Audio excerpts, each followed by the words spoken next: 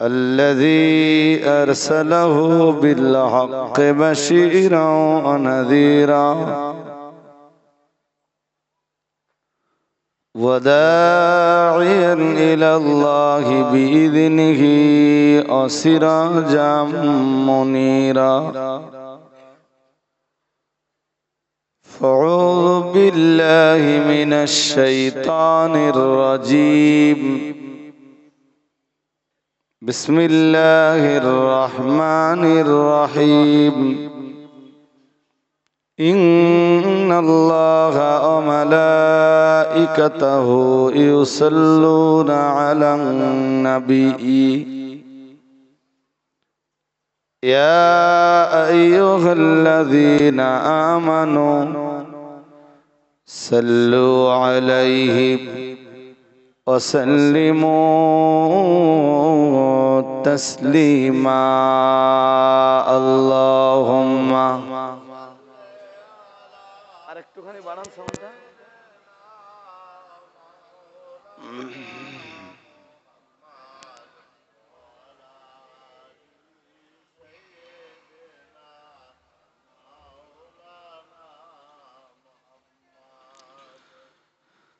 محمد بشر ليس كالبشر يقوت حجر ليس كالحجر اللهم صل على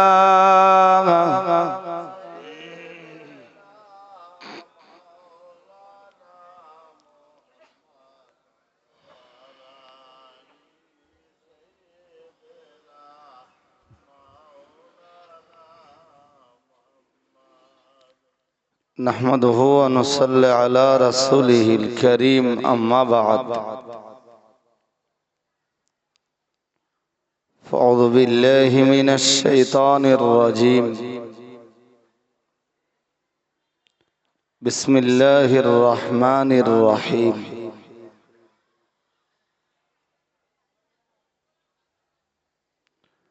ألم يأن للذين آمنوا أن تخشع قلوبهم لذكر الله صدق الله المولانا العظيم وجاء في حديث الشريف عن النبي صلى الله عليه وسلم قال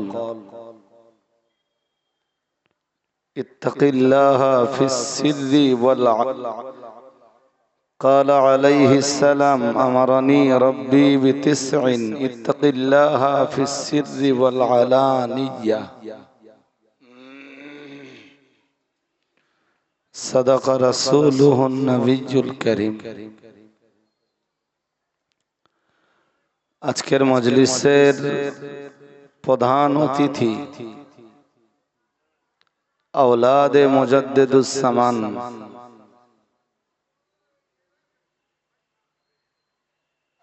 সুলতানুল ওয়াইদিন ছোট হুজুর পীর কিবলা রহমাতুল্লাহ আলাইহির সুযোগ্য আওলাদ পীরজাদা আসিম বিল্লাহ সিদ্দিকী আল কুরাইশি আতালাল্লাহু উমরাহু ওয়া বারাকাল্লাহু ফি হায়াতিহি ওয়া ইলমিহি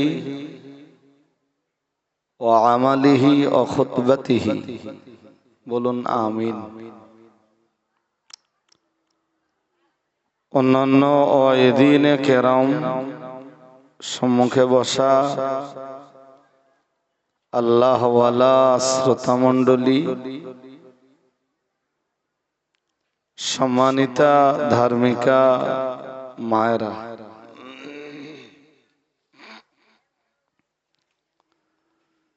আল্লাহ দরবারে শুকরিয়া যিনি এবছরেও আমাকে অধ্যকার মজলিসে হাজির হওয়ার তৌফিক নসিব করেছেন। সকলে বলুন আলহামদুলিল্লাহ। সব দিক দিয়ে আওয়াজটা ঠিকঠাক ওঠেনি। এখানে আপনাদের বসার উদ্দেশ্যই তো একটু নসিহত শোনা, মাঝে মাঝে সুবহানাল্লাহ, আলহামদুলিল্লাহ, দরুদ শরীফ, কালেমা শরীফ পড়া। হয়তো এক একজন এমনও হতে পারেন যে আলহামদুলিল্লাহ মোটেই বলেননি। একটু আওয়াজ দিয়ে বলেন না আলহামদুলিল্লাহ। প্রিয় রাসূলের প্রতি আজকের মজলিস থেকে ভক্তিভরা কণ্ঠে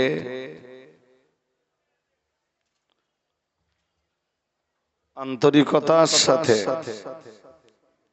আমরা সকলেই সালাত ও সালামের নজরানা প্রেরণ করি। সকলে পড়ি সাল্লাল্লাহু, পড়ুন সবাই সাল্লাল্লাহু আলাইহি ওয়াসাল্লাম।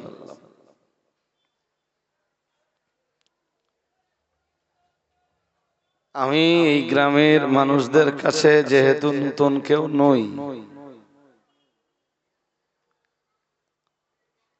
সুতরাং আমার প্রতি মানুষের আকর্ষণ থাকবে বা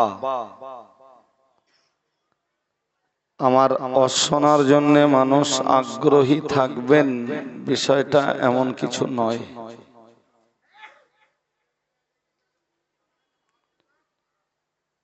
পীরজাদা আসিম বিল্লাহ সিদ্দিকী আল কুরাইশি হুজুর কিবলা, তিনি এই মজলিসের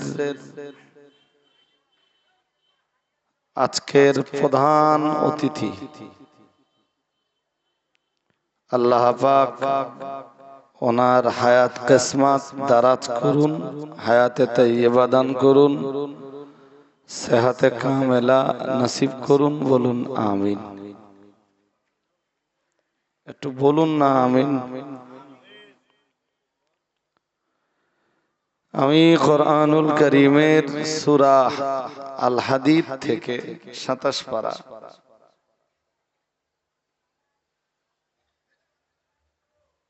সূরাতুল হাদীদ থেকে ছোট্ট একটা অংশ আপনাদের কাছে পড়েছি।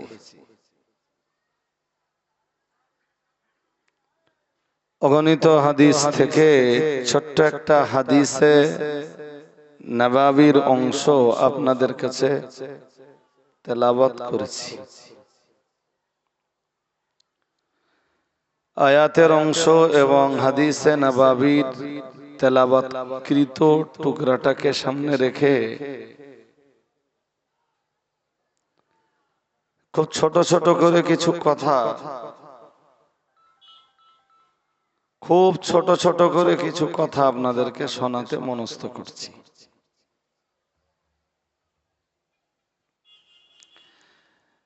ভাইজান হুজুরের কাছে বেশ কিছু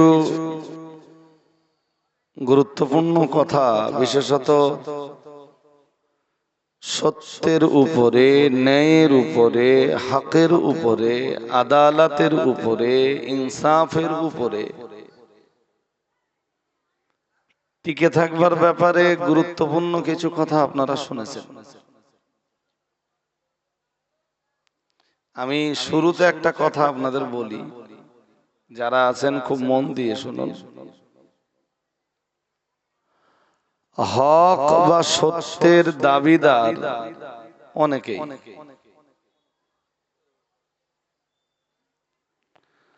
প্রত্যেকেই ন্যায়, সত্য, হকের দাবিদার।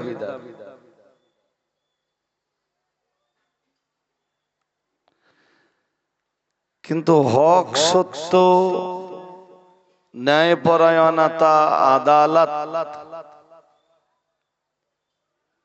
বুঝবার জন্যে কোরআন পড়তে হবে।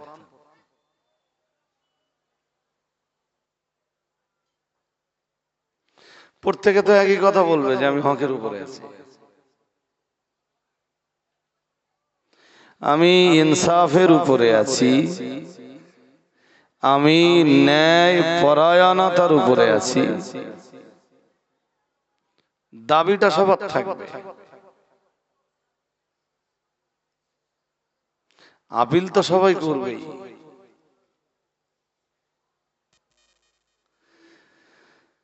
কিন্তু হক সত্য কোনটা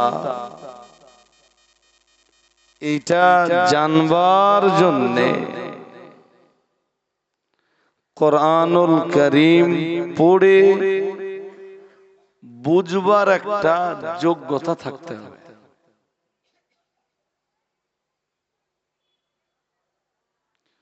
আমি বোধহয় বেশি দিন হয়নি কোন একটা মজলিসে বলেছিলাম, কিন্তু ইউটিউবের পিরিয়ড, যে কোনো সময় যে কোনো মুহূর্তে যে কোনো মজলিসের আওয়াজ যে কোনো কর্নারে পৌঁছে যেতে পারে। আমার আজকের আওয়াজ আপনারা এখানে যারা বসে শুনছেন তো শুনছেন আলহামদুলিল্লাহ, এই আওয়াজ দূর দূরান্তেও পৌঁছে যেতে পারে। তো অন ক্যামেরা, আগে এক সময় কথা বলা স্টেজে উঠে অনেক সহজ ছিল, এখন মাইকে বসে কথা বলা বেশ খানিকটা হার্ড অ্যান্ড টাফ। একটা শ্রেণীর মানুষ ভুল ধরার জন্য বসেই আছে, 2 ঘন্টার ভিতরে কোথাও কোনো মিসম্যানেজ হলে মেবি হতে পারে, আমি তো মানুষ, স্লিপ অফ টান হতে পারে, কোনো কিছু একটা মিসম্যানেজ হতে পারে। এটা হতে পারে যে আমার ব্রেন ডেলিভারি দিয়েছিল কিন্তু আমার জবান ডেলিভারি দেয়নি, হতে পারে।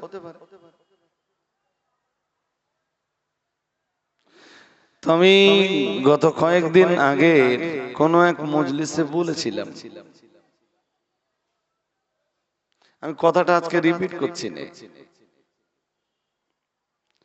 কোরআনুল কারীমের সূরা বাকারার একটা আয়াত আছে, আয়াতটা আপনাদের একটু বলে দেই, সেদিন মনে হচ্ছে মজলিসটা বলা হয়নি আমার। আর আয়াতটার ব্যাখ্যা বিশ্লেষণ করব, এক্সপ্লানেশন করব, এরকম কোনো চিন্তা আমার নেই। আর এই মজলিসে এই 1-1.5 ঘন্টায় আয়াতটার বিশ্লেষণ করে ফেলাও সম্ভব আমার পক্ষে নয়। আয়াতটা হলো কোরআনুল কারীমের সূরা প্রথম পারা সূরা বাকারার আয়াত নাম্বার 31। এটা সবাই মনে রাখুন। ভাইজান হুজুর কেবলা তিনি তার চিন্তার কথা আপনাদেরকে শুনিয়েছেন,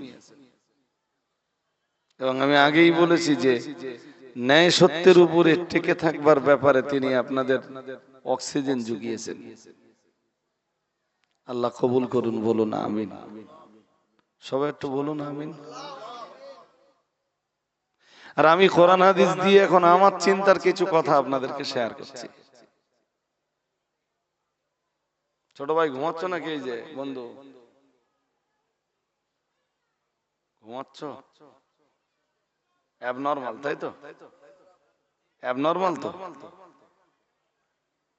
বুঝে গেছি আমি হাব ভাব দেখে। তো একটু কাছের দিকে আসবেন বাজি, একটু যদি সম্ভব হয় কাছের দিকে আসে।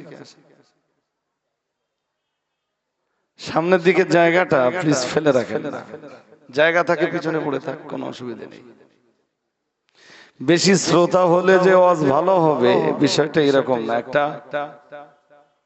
একটা গুরুত্বপূর্ণ জিনিস আপনাদেরকে বোঝাবো একদম শুরুতে, এবং বিষয়টা একটু কঠিন। কারোর যদি বেশিক্ষণ বসতে মন না চায়, আপনি যদি বাড়ি চলে যান আমি কষ্ট পাবো না, সত্যি কষ্ট পাবো না। কিছু না হলেও 7টা থেকে 9টা তো একজন হযরতের নসিহত আপনি শুনেছেন, আবার আমার নসিহত শুনতেই হবে, অপরিহার্যতা কিছু নেই। তো তবে আমি বলছি আমার কাছে কিছু কথা শুনলে আপনি আবার জ্ঞানের কিছু সন্ধান ইনশাআল্লাহ পাবেন। আয়াতটায় কি আছে আমি বলছি না, সূরা বাকারার আয়াত নাম্বার 31। মাইকওয়ালা কোথায় গেছে? আরেকটুখানি প্রেসার লাগতো বক্সে, প্রেসার হালকা। তো তবুও মূল লাগান, এদিক ওদিক একদম দেখলে হবে না ভাই।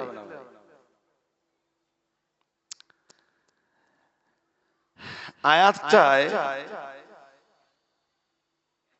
একটা মনে হচ্ছে বলি ফেলি, বলবো শুনবেন?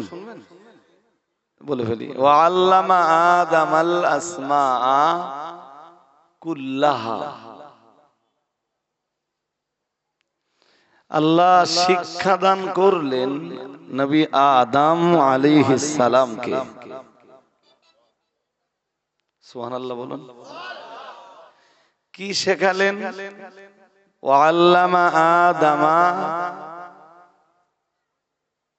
আল আসমা কুল্লাহা, সমস্ত জিনিসের নাম।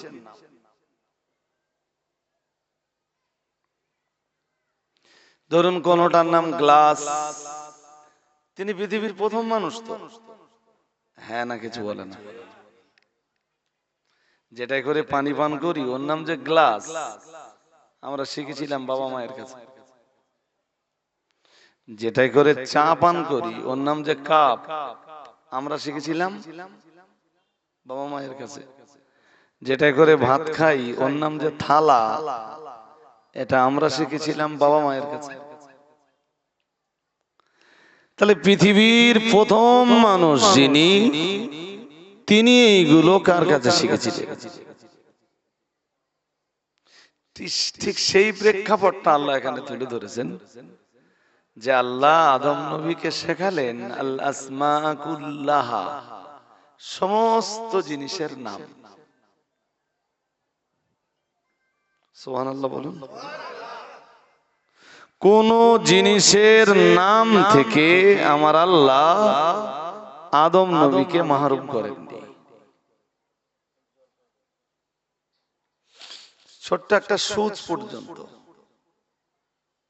কোদাল, কুরুল, তারপরে যেটা হাতে করে ধরে মাছ টাছ কাটে ওরে কি বলে? দা। আপনাদের দিক দা বলে তো? দা। তা পাট কাটে কি দে? কি বলে? কি বলে? কাঁচতে দে পাট কাটে, কাঁচতে দে ধান কাটে। আর নখ কাটে কি কুরুল দে? ব্লেড দে। তাহলে কোনটার নাম ব্লেড, কোনটার নাম হেসু, কোনটার নাম কাস্তে, কোনটার নাম কোদাল, কোনটার নাম কুড়াল, সব আমার আল্লাহ আদম নবীকে শিখিয়ে দিলেন। আসলে এখানে আরেকটা কথা একটু মনে রাখুন, সেটা হলো, মনে পড়ে আপনাদের ফেরেশতারা আল্লাহকে বলেছিলেন আপনি মানুষ তৈরি করবেন না, মনে পড়ে তো? কেন তারা কি করবে? কি করবে?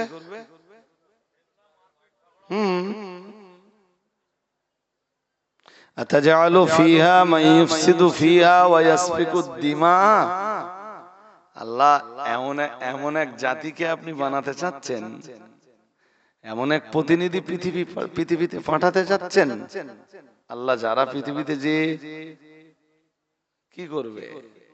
ফিতনা ফাসাদ ছড়াবে, সন্ত্রাস সৃষ্টি করবে, মারামারি করবে, কাটাকাটি করবে, রক্ত প্রবাহিত করবে, এরকম একটা গোষ্ঠীকে আপনি পৃথিবীতে পাঠাতে চাচ্ছেন? আল্লাহ বলেছিলেন ইন্নী আ'লামু মা লা তা'লামুন, আমি যা জানি তোমরা তা জানো না। সুবহানাল্লাহ। আরেকটু মন খুলে বলেন। দেখুন, এমনি আল্লাহর ইচ্ছাকে রুখে দেওয়ার ক্ষমতা আকাশের নিচে জমিনের উপরে কারণ নেই।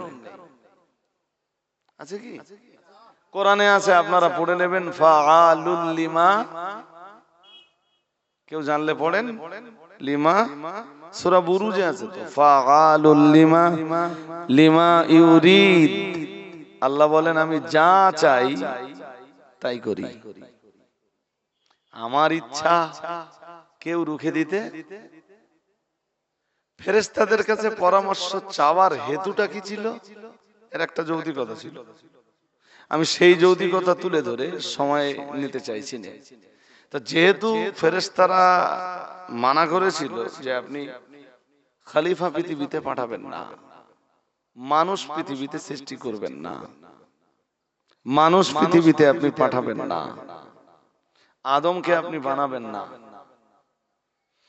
তাই আল্লাহ নবী আদম আলাইহিস সালামকে তৈরি করে এই সমস্ত জিনিসপত্রের নাম সব শিখিয়ে দিলেন।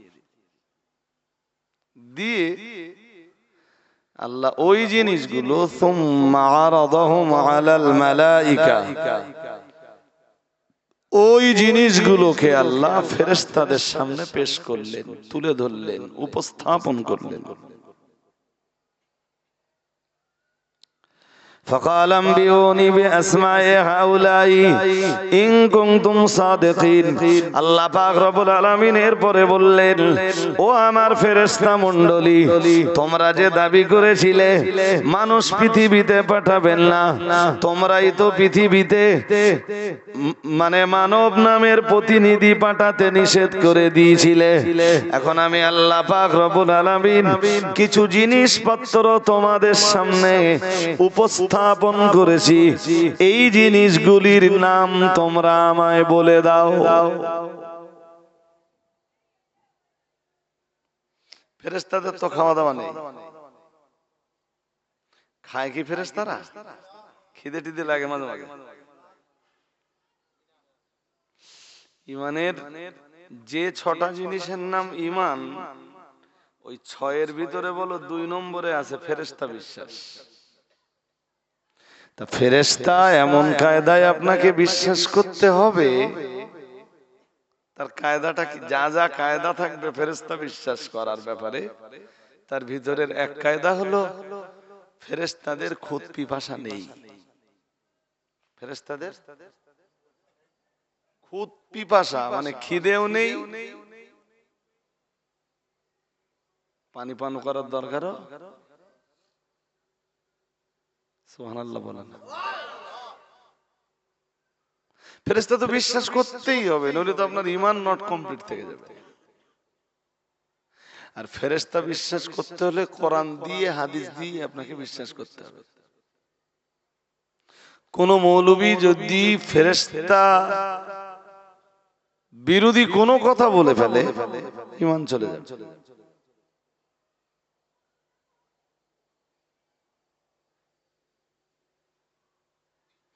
তাদের বিয়ে শাদিও নেই, কচি কাচাও নেই। কচি কাচা তো বহু যোজনা দূরের কথা, ফেরেশতাদের তো স্ত্রী নেই। সুবহানাল্লাহ বলুন। জিনসুন নূরানিজুন, তারা নূরের তৈরি। কিসের তৈরি? যখন তখন সূরত বদলাতে পারেন। শুনছেন নাকি? তারা শুধু আমার আল্লাহর হুকুমের গোলাম। আমার আল্লাহ বলেন, লা ইয়াসুনাল্লাহা মা আমারহুম, আমার আল্লাহ তাদেরকে যখন যা নির্দেশ দান করেন তারা শুধু তখন আমার আল্লাহর সেই নির্দেশটাই পালন করে। ওয়া ইয়াফআলুনা মা ইউমারুন, তারা আল্লাহর অবাধ্যতা কখনো অবলম্বন করে না। আল্লাহর আইনের বিরোধিতা আল্লাহর ফেরেশতারা কখনোই করেন না, বরং আমার আল্লাহ পাক যখন ফেরেশতা দিগের জন্য যা নির্দেশ দেন, ফেরেশতারা অক্ষরে অক্ষরে আমার আল্লাহর নির্দেশ পালন করে চলেন।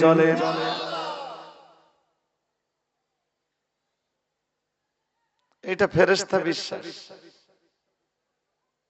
ওই ফেরেশতা মণ্ডলীতেই যে আপনার তাম জীবনের কাজ কামের একটা খতিয়ান বানাচ্ছেন, এই বিশ্বাসটাও রাখতে হবে।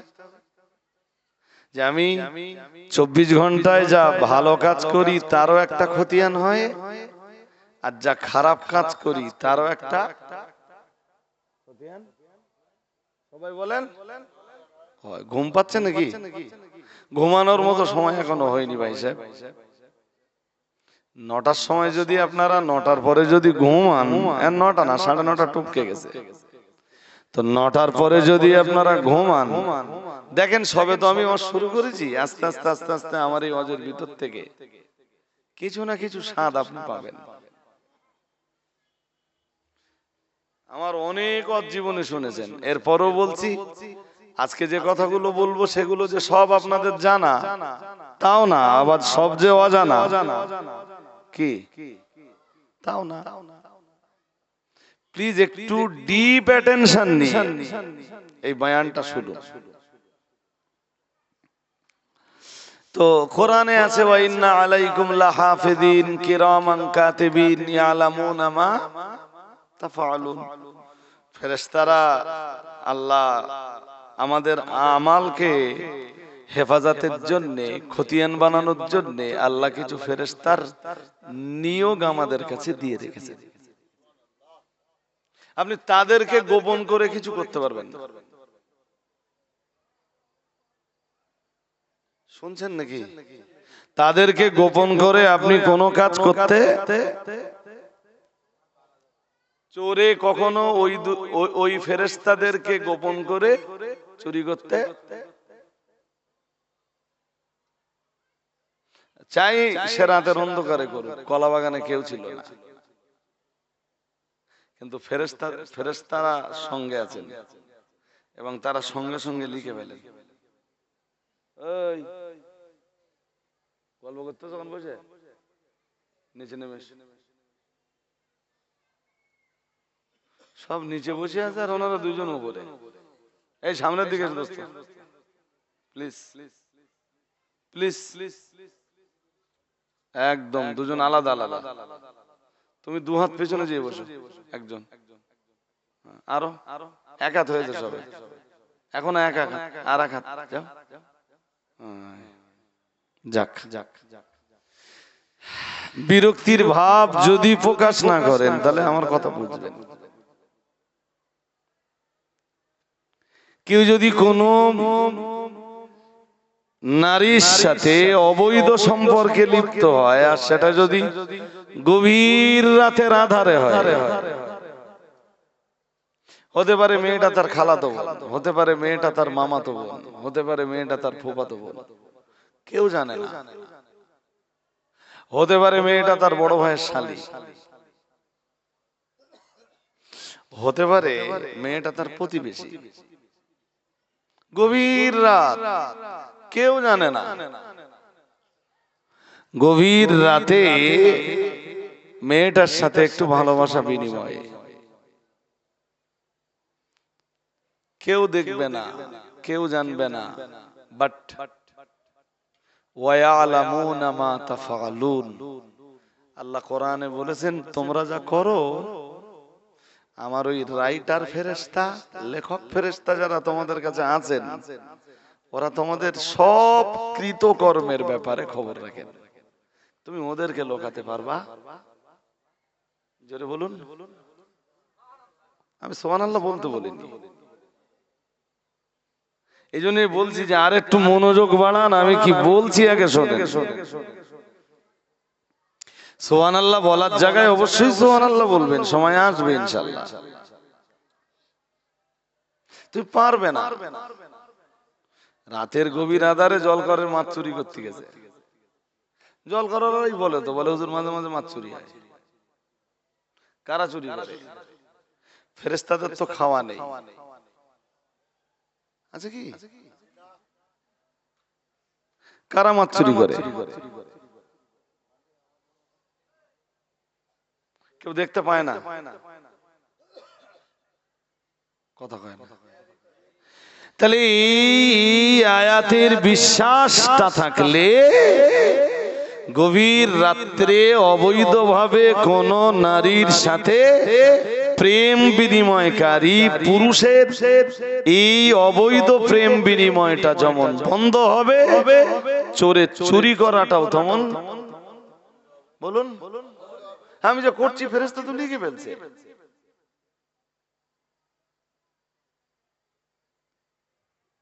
ডাকাতের ডাকাতি করা বন্ধ হবে। আপনি এশার নামাজ না পড়ে বিছানায় যেতে পারবেন না।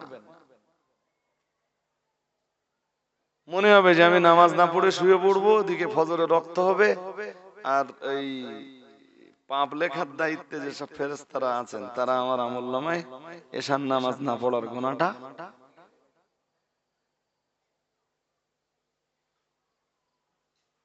এটার নাম ফেরেশতা বিশ্বাস। কোন মৌলবী যদি মনে করে যে বিনা উজুতি বাপের জানাজা পড়াবো, ফেরেশতাও বুঝতে পারবে না। এটা কোরআনের আয়াতের সাথে সাংঘর্ষিক হয়ে গেল না? আরে একটু উত্তর দেবেন তো। এতক্ষণ ধরে আপনাদের কি বোঝালাম যে আমরা যা করি আল্লাহর ওই রাইটার ফেরেশতারা সব সব জানেন, সব জানেন। এন যদি কোন মৌলবীতে বলে যে বাপের জানাজা পড়িয়ে দেব বিনা উজুতে, ফেরেশতা টের পাবে না, ফেরেশতা টের পাবে না। তাহলে ফেরেশতা তো ঈমান, ফেরেশতা কি? জোর করে বলেন। ফেরেশতা বিশ্বাসটা আমাদের কি? ঈমান। তাহলে আমাদের ঈমানের নোকসানি এসে যাবে না? নোকসানি শুধু না, ঈমান চলেও যেতে পারে। ফেরেশতা টের পাবে না মানে? আল্লাহ কোরআনে বলতেছেন আমার ফেরেশতারা তোমরা যা করো সব জানে। আর কোন মৌলবী যদি বলে ফেরেশতা দেখতে পাবে না, ফেরেশতা জানতে পারবে না, তাহলে তো ঈমানটাই চলে যাবে কোরআনের ওই আয়াতকে অবিশ্বাস করার। বুঝতে অসুবিধা হচ্ছে নাকি? হ্যাঁ, এসব দেশের এইসব মৌলবীরা যদি আবার স্টেজে উঠে বলে যে আমরা হক কথা বলি, এই কারণেই তো বলছিলাম যে হক কথা জানার জন্য খুব ভালো করে কোরআন পড়তে হবে, এবং হক কথা জানার জন্য খুব ভালো করে কোরআন বুঝবার মতো যোগ্যতাটা থাকা লাগবে। যাক, কি বোঝাচ্ছিলাম বলুন তো? আদম আলাইহিস সালামকে আল্লাহ যে জিনিসগুলোর নাম শিখিয়ে দিয়েছেন, ঠিক সেই জিনিসগুলো আমার আল্লাহ ফেরেশতাদের সামনে তুলে ধরে বললেন, ফাকালাম বিউনি বিআসমাই হাউলাই, ও ফেরেশতারা এই জিনিসগুলোর নাম বলে দাও। আবার কেউ আমার পিছনে লেগে যাবে কিনা জানি না। ফেরেশতারা কোনটার নাম কাপ, কোনটার নাম গ্লাস, কোনটার নাম থালা, কোনটার নাম বাটি, কোনটার নাম ট্রে, এটার ফেরেশতারা জানে না। হ্যাঁ না, কিছু বলেন। এটা ফেরেশতাদের কি জানার জিনিস? হ্যাঁ হ্যাঁ, যে ফেরেশতার যেটা জানার জিনিস আল্লাহ সেই ফেরেশতাকে সেইটা জানিয়ে দিয়েছেন। সুবহানাল্লাহ বলুন।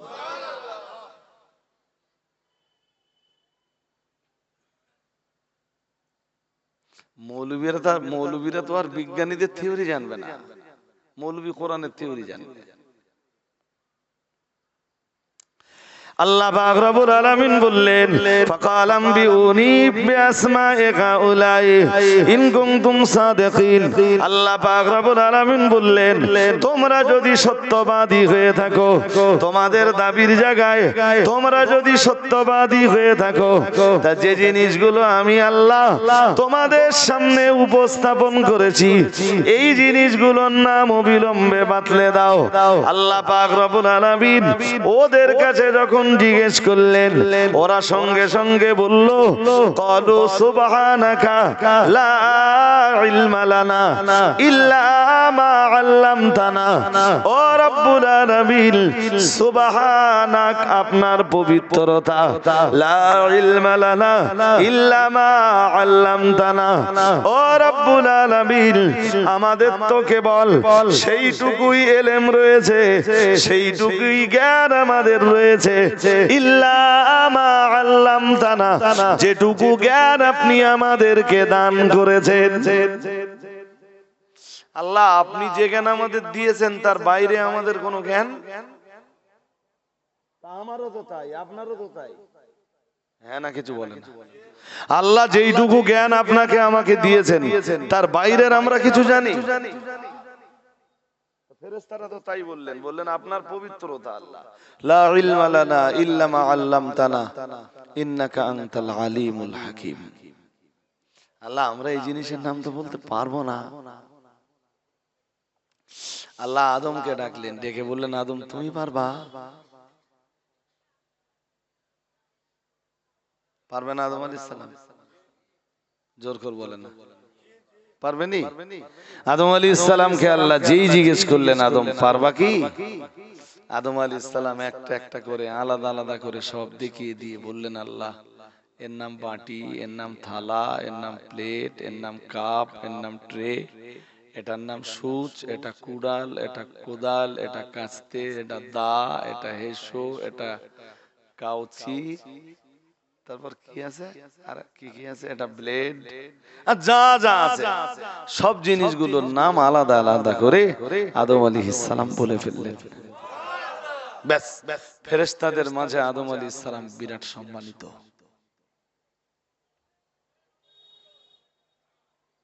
ফেরেশতারা যেটা পারেনি আদম সেটা পেরেছেন। সুবহানাল্লাহ বলেন। এই জায়গাটা আমি একটা ছোট্ট কথা বলি, আদম আলাইহিস সালাম কিসের ইলম অর্জন করার কারণে ফেরেশতাদের মাঝে সম্মানিত? জিনিসপত্রের নাম। কিসের নাম বলেন? শুধু জিনিসপত্রের নামের ইলম অর্জন করে আদম নবীর সম্মান যদি ফেরেশতাদের কাছে বেড়ে যায়, আপনি যদি কোরআন পড়ার ইলমটা জোগাড় করতে পারেন, আপনার সম্মান কেন বাড়বে না? হ্যাঁ না কিছু বলবেন তো? না আমার ভুল হয়ে যাচ্ছে। ফেরেশতারা আদম আলাইহিস সালাম কিসের ইলম অর্জন করেছেন? আমার অজব যদি খুব বেশি 70 খোঁজেন আপনি পাবেন না, বলো বিরাট আওয়াজ যদি খোঁজেন আপনি পাবেন না, বাট শিক্ষাটা তো আপনাকে নিতে হবে। আমরা আজকে বসেছি কোরআনের কিছু জ্ঞান জোগাড় করার জন্য, কোরআনের ভিতরে লুকিয়ে থাকা কিছু জ্ঞান দেখবেন ফার্স্ট টু লাস্ট, প্রথম থেকে শেষ। আমি কারো বিরুদ্ধে বলতে বসিনি ভাই। কেউ যদি কোরআন হাদিসের আলোকে বেড় খেয়ে যায়, ইন্না লিল্লাহি ওয়া ইন্না ইলাইহি রাজিউন। আমি শুধু অনুরোধ করব আপনাদের যে যারা আছেন প্লিজ এই মুহূর্তে আপনারা কে ওঠেন না। আমি তো সবে শুরু করেছি, সবে আমার স্টার্টিং পয়েন্ট। আমরা যারা বসেছি কোরআনের ইলম জোগাড় করতে বসেছি, কোরআনের বিধিবিধানের জ্ঞান অর্জন করতে বসেছি। আদম আলাইহিস সালাম জিনিসপত্রের নাম, এই যে দৈনন্দিন জীবনের প্রয়োজনীয় জিনিসপত্রের ইলম আল্লাহর কাছ থেকে জোগাড় করার কারণে যদি আদম নবীর সম্মান বেড়ে যায়, আপনি এই মজলিসে বসে কোরআনের কিছু জ্ঞান জোগাড় করলে আল্লাহ আপনার সম্মান কেন বাড়িয়ে দেবেন না? বুঝতে অসুবিধা হচ্ছে নাকি? আদম আলাইহিস সালাম শুধু বলতে পারছে এটা সূচ, এটা সুতো, এটা কুড়াল, এটা কোদাল, তার আর সেই কারণেই যদি আদম নবীর সম্মানটা বেড়ে যায়, আপনি যদি আল্লাহর কোরআনের ইলম অর্জন করেন, কোরআন পড়তে শিখে যান, আপনার সম্মান পৃথিবীতে বাড়বে না কেন? এই জন্য ফার্স্ট টাইম আমার দাবি লাউগাছি, তো লাউগাছি আজকে জলসা যারা দিচ্ছেন ভাই, মাই রিকোয়েস্ট, আমি হাত জড়িয়ে ধরে বলছি, এনি কন্ডিশন যুব বন্ধু যারা আছো ভাই, কোরআন তোমাকে শিখে ফেলতে হবে। যে যত বেশি কোরআন তেলাওয়াত করে আমার আল্লাহ তার মর্যাদা তত বাড়িয়ে দেয়। আর একটু মন খুলে বলো না, যে যত বেশি কোরআন তেলাওয়াত করে আল্লাহ তার মর্যাদা শুধু দুনিয়ায় না, ফিদ দুনিয়া ওয়াল আখিরা। সুবহানাল্লাহ। দুনিয়াতেও বেড়ে যায়, আখিরাতেও। আখিরাতে কিভাবে বাড়বে জানেন? ইউকালু লিসাহিবিল কোরআন, আল্লাহ কোরআনের পাঠক, কোরআনের তেলাওয়াতকারী যারা, কোরআন পাঠকারী পাঠকারিনী যারা, আল্লাহ তাদেরকে বলবেন ইকরা, জান্নাতে তাদেরকে বলবেন ইকরা, ইকরাইল কোরআন। আল্লাহ বলবেন কোরআন পড়ো, ওয়ারতাকি, আর পদোন্নতি ঘটাও, উপরের দিকে ওঠো। এই যে ছোট ভাই, এদিকে মন দিলে হবে না দোস্ত, আমার দিকে মন রাখো ভাই। আমি একটা হাদিস বলছি তো, সেই হাদিস যেটা সাহাবীরা বসে বসে রাসূলের মজলিসে শুনতেন। আল্লাহ পাক রব্বুল আলামিন জান্নাতের ভিতরে কোরআনের পাঠক যারা, পাঠক পাঠিকা যারা, কোরআনুল কারীমের তেলাওয়াত যারা দুনিয়ায় করেছেন, কোরআনুল কারীমের তেলাওয়াতে দুনিয়ায় যারা অভ্যস্ত ছিলেন, আল্লাহ পাক রব্বুল আলামিন জান্নাতের ভিতরে তাদেরকে ডাক দিয়ে বলবেন, ও দুনিয়ায় কোরআনের পাঠকের দল, হে দুনিয়ার কোরআনের মানে পাঠিকার দল, কোরআন তেলাওয়াতকারী কিংবা কারিনীর দল, ইকরা, তোমরা কোরআন তেলাওয়াত করো, আমার জান্নাতের ভিতরে কোরআন তেলাওয়াত করো, ওয়ারতাকি, এবং তোমরা পদোন্নতি ঘটাও, আমার কোরআন তেলাওয়াত করো, শুধু উপরের দিকে উঠতে থাকো, শুধু উপরের দিকে চড়তে থাকো, এক একটা আয়াত তেলাওয়াত করো, আমার দয়ার জান্নাতের এক একটা ফ্লট তোমরা টপকে যাও। ও বাবা জিরা ভাইরা, মনে রাখুন, হাদিস শরীফে, হাদিসে নববীতে এসেছে, প্রিয় নবী মুহাম্মদুর রাসূলুল্লাহ সাল্লাল্লাহু আলাইহি ওয়াসাল্লাম নবী আমার জানিয়ে দিয়েছেন, আমার আল্লাহ পাক রব্বুল আলামিন বলবেন, ও দুনিয়ায় কোরআনের পাঠকেরা, হে দুনিয়ার কোরআন তেলাওয়াতকারী আর কারিনীরা, আমার জান্নাতের ভিতরে আমি আল্লাহ আমার কোরআন তেলাওয়াত করো, তোমাদের পদোন্নতি ঘটাও, উপরের দিকে উঠতে থাকো, উপরের দিকে চড়তে থাকো। আমি আল্লাহ পাক রব্বুল আলামিন বলছি, আজকের দিনে তোমাদের জন্য ঘোষণা দিচ্ছি, আমার জান্নাতের যে জায়গায় যে কোরআন তেলাওয়াত তোমাদের শেষ হবে, আমি আল্লাহ পাক রব্বুল আলামিন আমার দয়ার জান্নাতের ওই জায়গাটা তোমাদের জন্য নির্ধারণ করে দিব। জান্নাত তো দিয়েই দিয়েছি, এখন শুধু উপরের দিকে ওঠো। কোন দিকে? কোরআন পড়ো আর কোন দিকে ওঠো। উফ, এই হাদিস যখন পড়ি আমার তো হাফেজদের কথা বারবার মনে হয়। ওরা কি পরিমাণ কোরআন তেলাওয়াত করে, উঠতে বসতে চলতে ফিরতে। দেখবেন খুব হাক্কানি হাফেজে কোরআন যারা, দেখবেন আপনার সাথে কথা বলছে কি, আপনার কথা শুনছে তো ঠোঁট নড়ছে, দ্যাটস মিন কোরআন তেলাওয়াত করছে। আমি সৌদিতে দেখেছি, সৌদিতে আমার লোকালিটিতে দুই একজনকে দেখেছি, আমার সব সাইকেল চালাচ্ছে, সাইকেল, আজও একটা মোটরসাইকেল নেই, আজও সাইকেল চালায়, এক জায়গায় বসে কোরআনুল কারীম 30 পারা পড়ে দেবে। 50 কি 70 কি 80 কি 100 জন হাফেজে কোরআন খুলে নিয়ে বসে থাকবে, আর উনি একা পড়বেন। আল্লাহর রহমত থাকলে 100 জন হাফেজ 30 পারা কোরআনের ভিতরে কোথাও তার ভুল ধরে দেওয়ার সুযোগ ইনশাআল্লাহ। এরকম হাফেজের সন্ধান আমার কাছে আছে, জানেন, বেচারা সাইকেল চালায়, বহুবার দেখেছি আশপাশ দিয়ে যেতে, যে হাফেজ সাহেবের ঠোঁট নড়ছে, দ্যাটস মিন কোরআন পড়ছে। এনারা যখন জান্নাতে যাবেন, আল্লাহ বলবেন পড়ো আর পদোন্নতি ঘটাও। পদোন্নতি পর্যন্ত উপরের দিকে ওঠো, একটা একটা আয়াত পড়ো, জান্নাতের একটা একটা ফ্লট টপকে যাও। সুবহানাল্লাহ বলেন। আমার অবস্থা কি, আমি তো সূরা ফাতিহা ছাড়া কিছু ভালো পড়তে পারি না। মৌলভীও কিছু আমার দেশে আছে যারা সূরা ফাতিহাটাও ঠিকঠাক করে পড়তে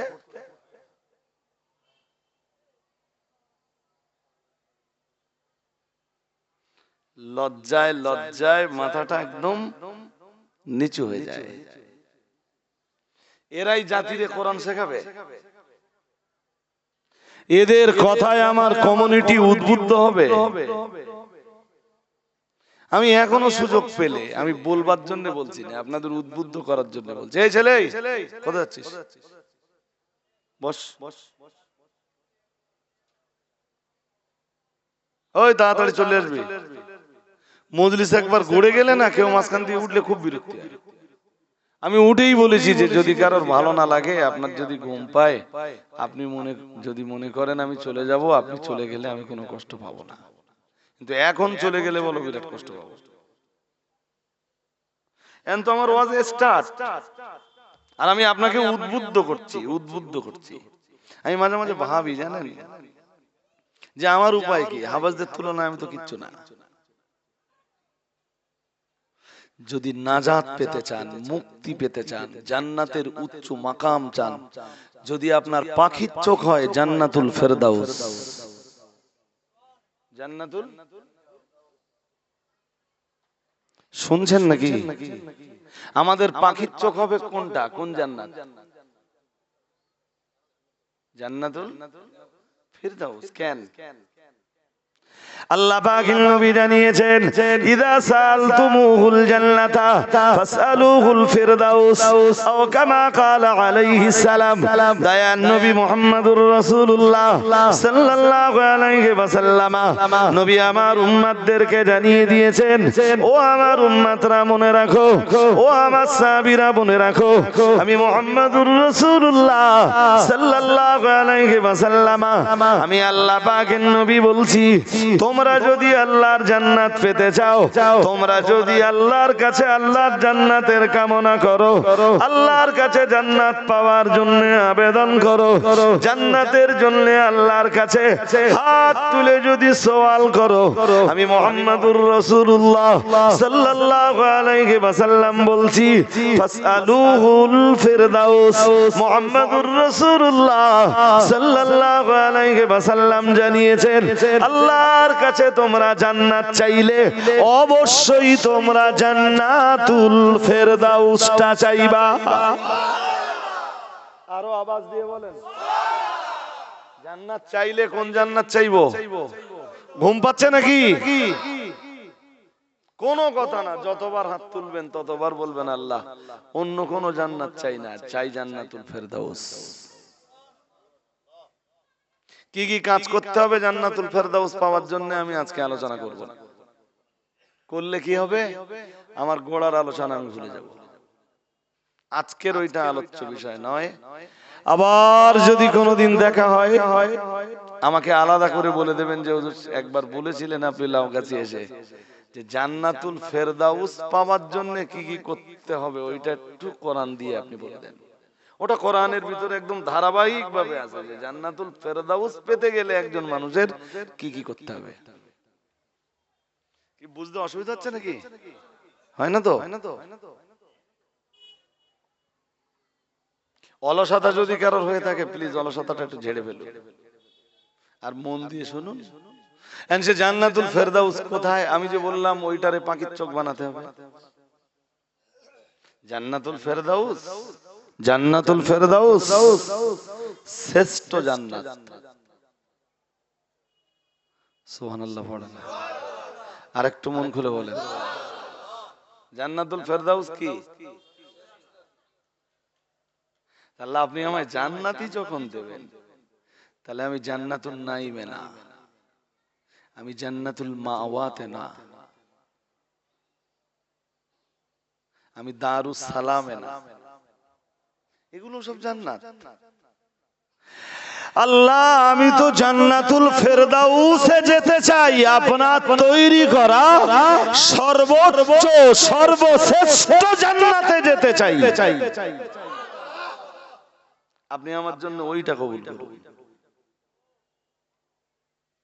আমরা আজকে যারা এই মজলিসে আছি, আল্লাহ আমাদের সবাইকে যেন জান্নাতুল ফেরদাউসে দিদার করিয়ে দেন। বলেন আমিন, বলুন না আমিন। কি বলেছি আমি আপনাদের সঙ্গে লে যাবো বলেছি? না না না, আমি কি ঠিকাদার নাকি জান্নাত? বলেছে আল্লাহ দিদার করিয়ে দেন, জান্নাতুল ফেরদাউসে যাওয়ার মতো আমাল আল্লাহ সবাইকে করবার তৌফিক দান করুন। 7টা কাজ করতে হবে আপনার। এই যে আমার দিকে তাকান আর মুখস্থ করুন। কয়টা? এই যে বন্ধু, চোখ অন্যদিকে যাওয়া মানে মন অন্যদিকে চলে যাবে, আর তার মাথায় যাবে না। 7টা কাজ করতে হবে ঈমানের পরে। কয়টা? এই 7টা কাজের ভিতরে নামাজ লাগবে না, তাই তো? জান্নাতুল ফেরদাউস শুধু না, যে কোনো জান্নাতে যাওয়ার জন্য শর্তই হলো কি? সালাত। সালাত ছাড়া এই 8 জান্নাতের ভিতরে কোন জান্নাতে তুমি যেতে পারবা? তোমার জায়গা জাহান্নাম, হয় সাকার নইলে লাজা। There is no doubt. কোন মৌলবী যদি তোমারে জান্নাতে লে যেতে পারে, তা পারবে। তবে কোরআন বলে দিয়েছে বেনামাজিদের জন্য সাকার। কি কি দোজখটার নাম কি বলেন? সাকার। সিন কফ র, সিন কফ। আমি আয়াত পড়লে তো পড়ে দিতে পারবো, আবার এক্ষুনি পড়ে দিতে পারবো ইনশাআল্লাহ। في جنات يتساءلون عن المجرمين ما سلككم في سقر قالوا لم نك من المصلين ولم نك نطعم المسكين وكنا نخوض مع الخائضين।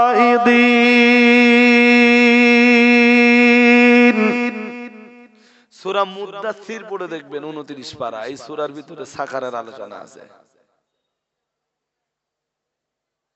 আর সূরা মুদ্দাসসিরের প্রথম দিকে আছে দেখবেন, আল্লাহ বলেন ওমা আদরাকা মা সাকার। ও নবী, আপনি কি জানেন সাকার কি?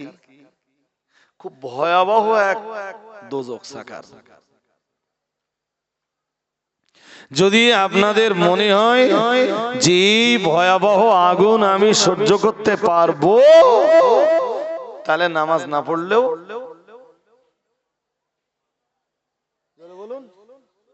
হ্যাঁ, আপনার যদি বিশ্বাস হয় যে আমি সহ্য করতে পারবো, পারবানি, অসুবিধা হবে না হুজুর, আমার সহন ক্ষমতা অনেক বেশি, তাহলে আপনি নামাজ না পড়লেও কি করে বলি তাও চলবে, তাও তো বলতে পারতেন না। আর এক দোজখ আছে বেনামাজিদের জন্য, খুব ভয়াবহ। এই যে লাগলেই চামড়া ভুনা হয়ে যাবে। ভুনা বোঝেন? কথা বলে না। চামড়া গোশত সব এক মুহূর্তের ভিতরে ভুনা হয়ে যাবে, আগুন লাগা মাত্রই ভুনা। তার নাম লাযা। কাল্লা ইন্নাহা লাযা নাসসাআতান লিশ-শাওয়া তাদউ মান আদবারা ওয়া তাওয়াল্লা ওয়া জামাআ ফাআওয়া। সব তো কোরআনের আয়াত। সবচেয়ে আমাদের বিপদটা কোথায় বলুন তো? বলে ফেলুন। আমাদের বিপদ এইটা যে আমরা অজনসিয়াতের মজলিসে বসে কোরআন সুন্নাহের কোনো আলোচনাই শুনি না।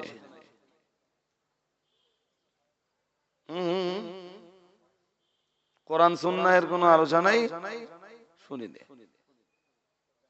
শুনি আলতো ফালতো এটা সেটা আজে বাজে জিনিস শুনি বাড়ি যাই।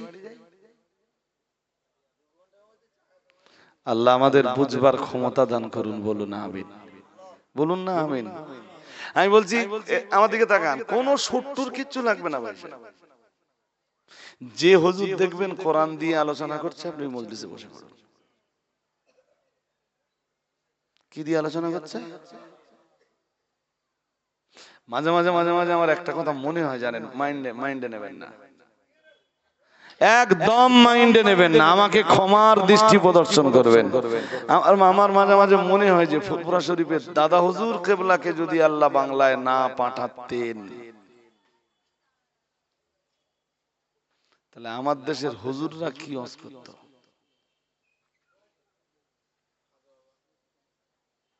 ধরুন খাজা বাবাকেও আল্লাহ বাংলায় এই ভারতে পাঠাতেন,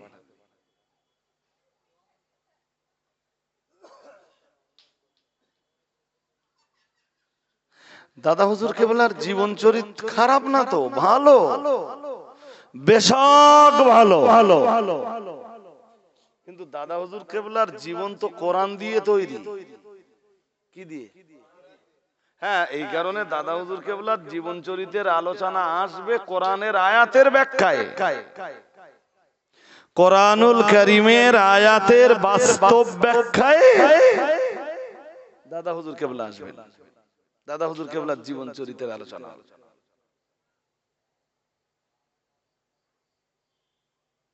ওলিয়া উলিয়াদের জীবন চরিত্র খারাপ না, নিশ্চয়ই ভালো, কিন্তু কোরআনের চাইতে ভালো।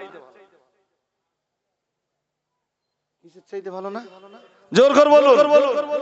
কোরআনের চাইতে ভালো না। ওলিয়া উলিয়াদের জীবন চরিত্রের আলোচনা অজনসিয়াতের মজলিসের ভিতরে অবশ্যই আলোচনায় আসবে। সেগুলো সব কোরআনের আয়াতের ব্যাখ্যায়, কোরআনের আয়াতের বাস্তব ব্যাখ্যা দেওয়ার জন্য ওইগুলো তুলে ধরতে হবে। যে কোরআনের বক্তব্যেই ফুরফুরা শরীফের দাদা হুজুর কেবলার আদর্শ ছিল এই, তিনি তার জীবনটা কোরআন দিয়ে তৈরি করেছিলেন। আর একটু মন খুলে বলুন, আমারে যদি আপনি 2 ঘন্টা দাদা হুজুর কেবলার জীবনী বলতে দেন, তা আমি কোরআন হাদিস দিয়ে ইনশাআল্লাহ দাদা পীর সাহেব কেবলার জীবন আদর্শকে মিলিয়ে দিতে পারবো। কেন পারবো না? কিন্তু খুব লজ্জা লাগে ভাই। কখন জানেন? কে আবার বসে রয়েছে, কে আবার সমালোচনা করবে, কে পর্যালোচনা করবে আমি জানি না। নবী মুহাম্মদুর রাসূলুল্লাহ সাল্লাল্লাহু আলাইহি ওয়াসাল্লামের চরিত্রের ব্যাপারে যেদিন আম্মা জান আয়েশাকে জিজ্ঞেস করা হয়েছিল যে আম্মা জান আমাদের নবীর চরিত্র কেমন ছিল, আম্মা জান আয়েশা তার জবাব দিয়ে বলেছিলেন কানা খুলুকুহুল কোরআন, সমগ্র কোরআনুল কারীমটাই হলো আমার নবীর আদর্শ। আর একটু মন খুলে বলেন, নবীর জীবনটাই কোরআন দিয়ে বাঁধা। কি দিয়ে বাঁধা? কোরআন দিয়ে বাঁধা। কেউ যদি কোরআনের বিরোধিতা করে সে তো ওলি হতে, দ্যাটস ইম্পসিবল। কেউ কোরআনের আয়াতের অস্বীকার করে আর বিরোধিতা করে কখনো বেলায়েতের দরজা পেতে পারে না। আমার আফসোস কোন যায় বলেন তো, যে 2 ঘন্টা রোজে 2 ঘন্টাই খাজা আজমিরি সারহান্দির জীবনী আলোচনা করতে করতে 2 ঘন্টা শেষ। একটা আয়াত কোরআনুল কারীমের একটা আয়াতও সেখানে জায়গা পেল না।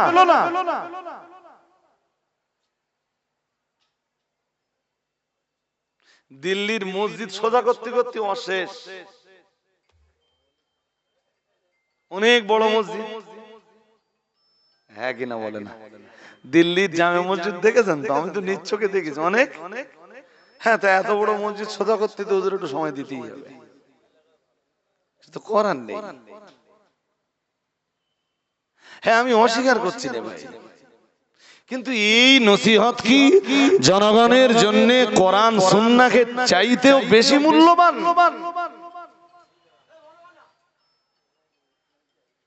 কি করবে ভাই, বারবার ফোন করতেছে, কিছু লোক তো কেটে দিলেও বোঝে না। আমিও মাঝে মাঝে দেখেছি, আমি খুব ব্যস্ত আছি তো, ধরেন একটা মিটিং আছে, কেউ ফোন করছে, তা ফোনটা কেটে দিলুম, ও ঘুরিয়ে আবার করলে, আবার কেটে দিলুম, ও আবার করলে, আবার কেটে দিলুম। একটা ফোন একদিন 6 বার কেটে দিছি, 7 বারের মাত্র আবার করেছিলাম, না ধরে আর পারলাম না। আলোচনা হচ্ছে তো, মিটিং হচ্ছে, তাই ধরে বললাম ভাই আপনি যদি ব্যস্ত না থাকেন আমি একটু পরে করছি আপনার। ইচ্ছে আর কি ভালোভাবে বলি বলেন দিন, আমি আর ভাষা খুঁজে পাচ্ছি না।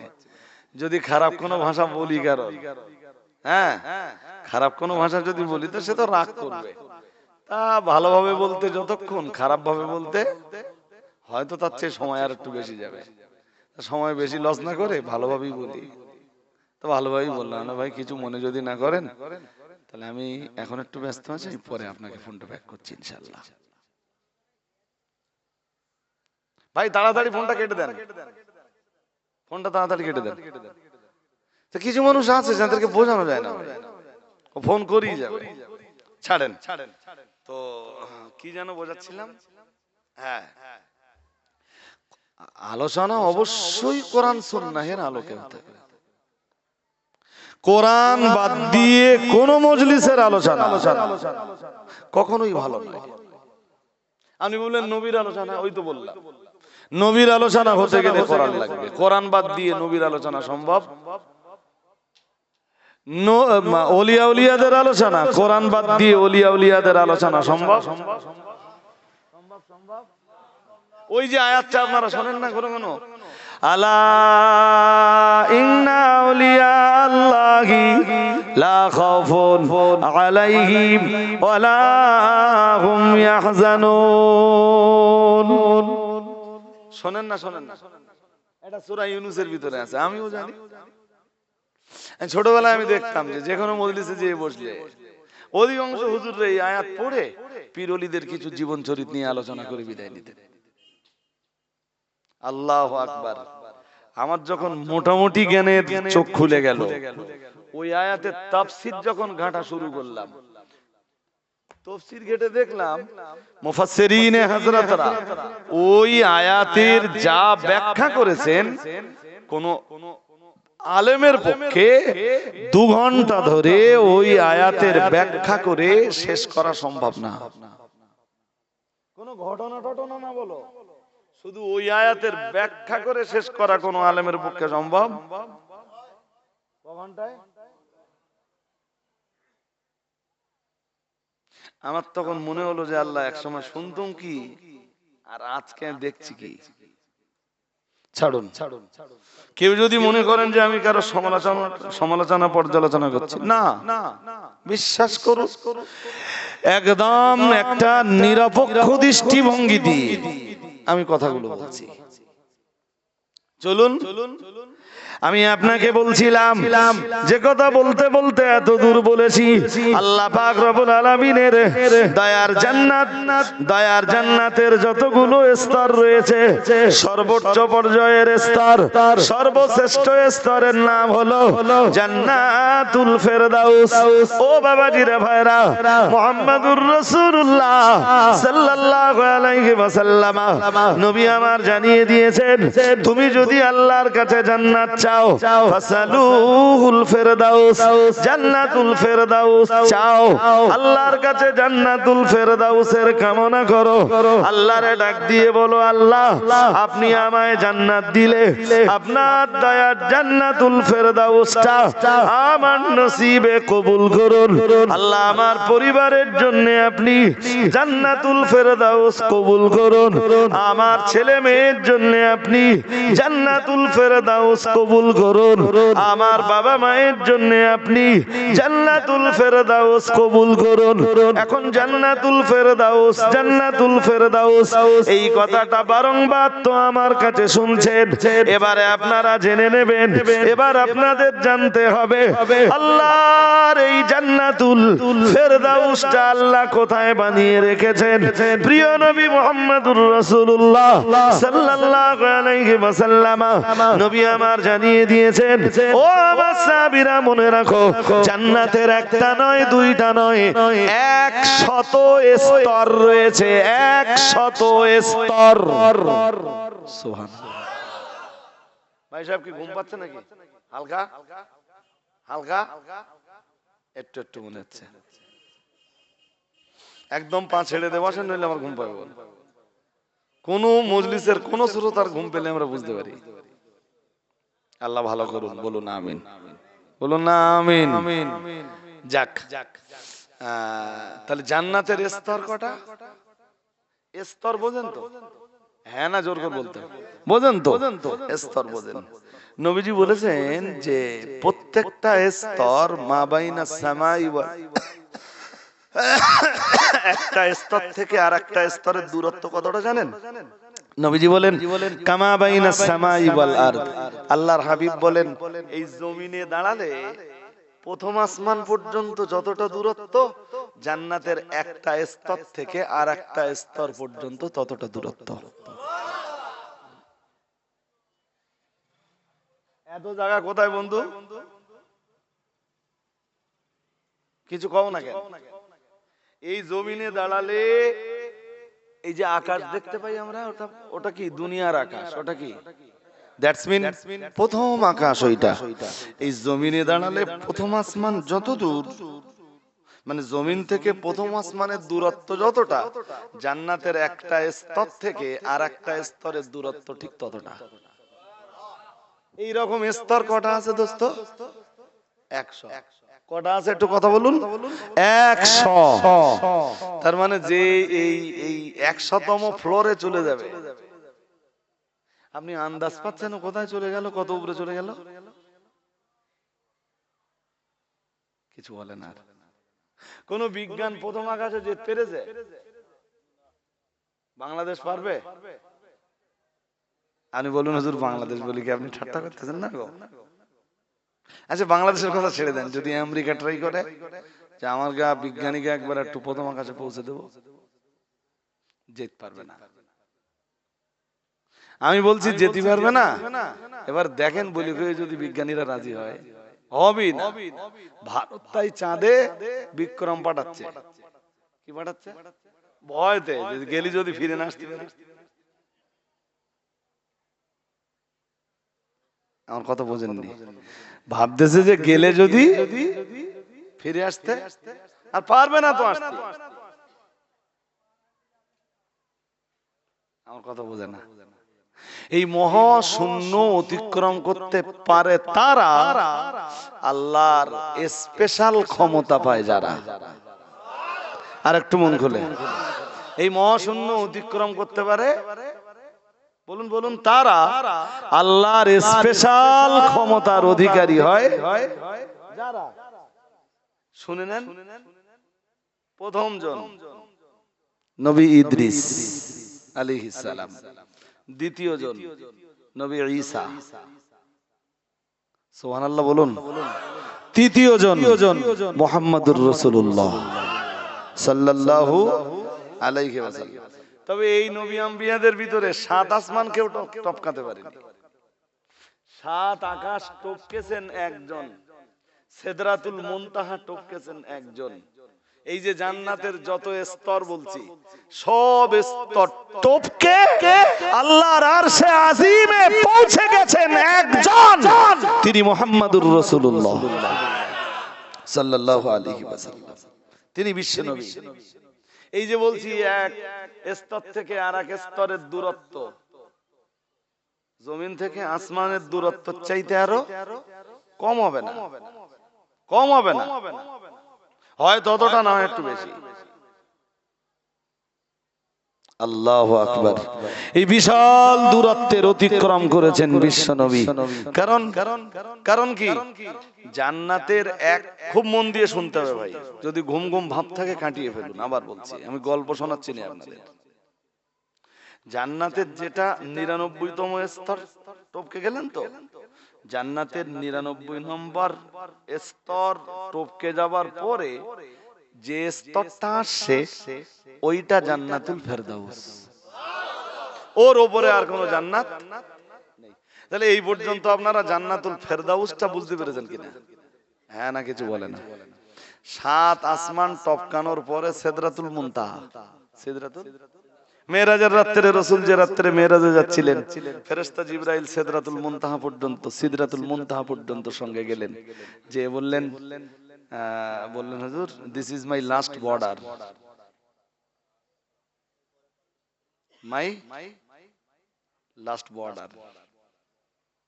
বললেন হুজুর এইটা টপকানোর ক্ষমতা আমার, ওইটাই জিবরাইলের বিশ্রামাগার।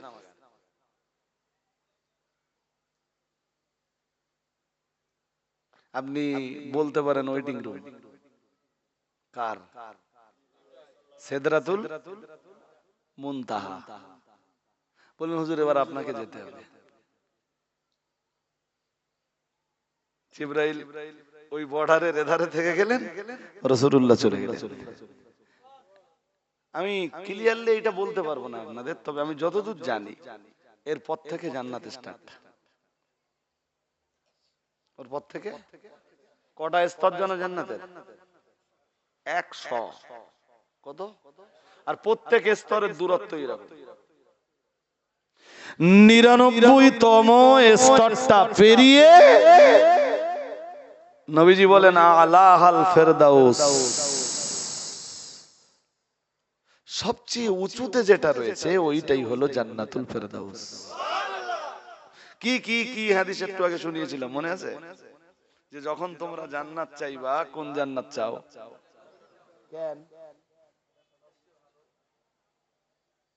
সবচেয়ে শ্রেষ্ঠ, সবচেয়ে উঁচুতে, সবচেয়ে সবার একটু উঁচুতে উঠতে ইচ্ছা হয় তো।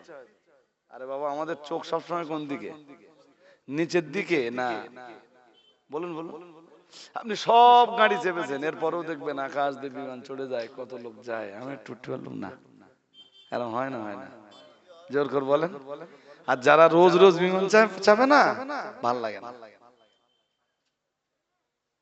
আমার এই যখন বাইরের দাউদ গুলো আসে আর কি সামনে, মুম্বাই বলি, দিল্লি বলি, ইউপি বলি, হায়দ্রাবাদ বলি, হ্যাঁ, আহমেদাবাদ বলি, এই সমস্ত রাজ্যে যখন আমি দাওয়াতে যাই, তখন দমদমে নেমে ওখান থেকে সোজা স্কুল যেতে হবে, স্কুলে যেয়ে ক্লাস করতে হবে।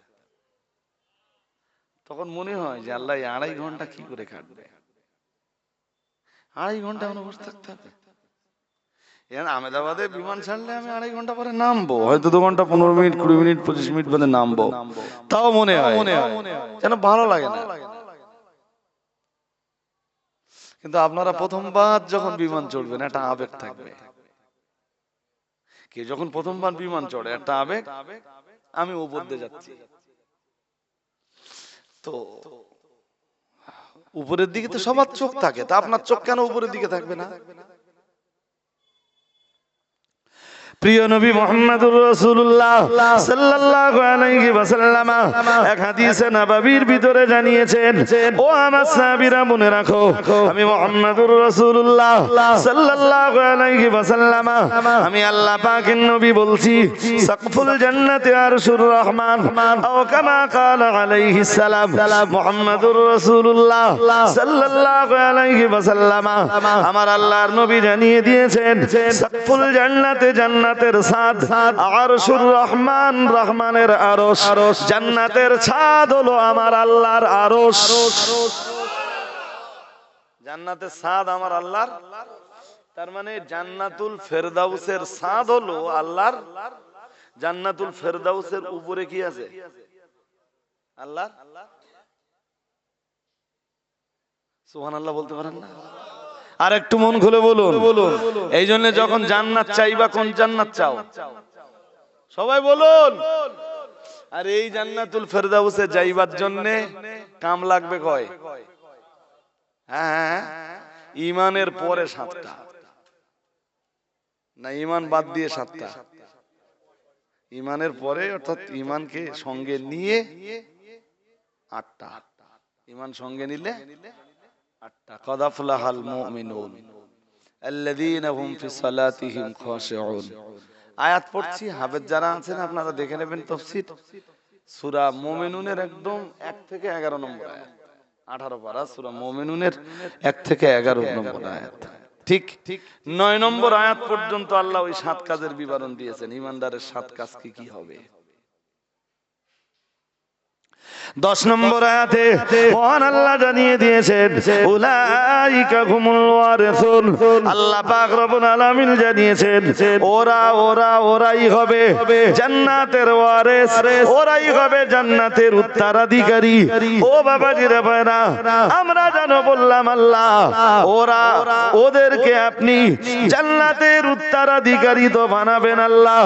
কোন জান্নাতের উত্তরাধিকারী বানাবেন আল্লাহ? ওদেরকে আপনি আপনার কোন জান্নাতের ভিতরে জায়গা দেবেন?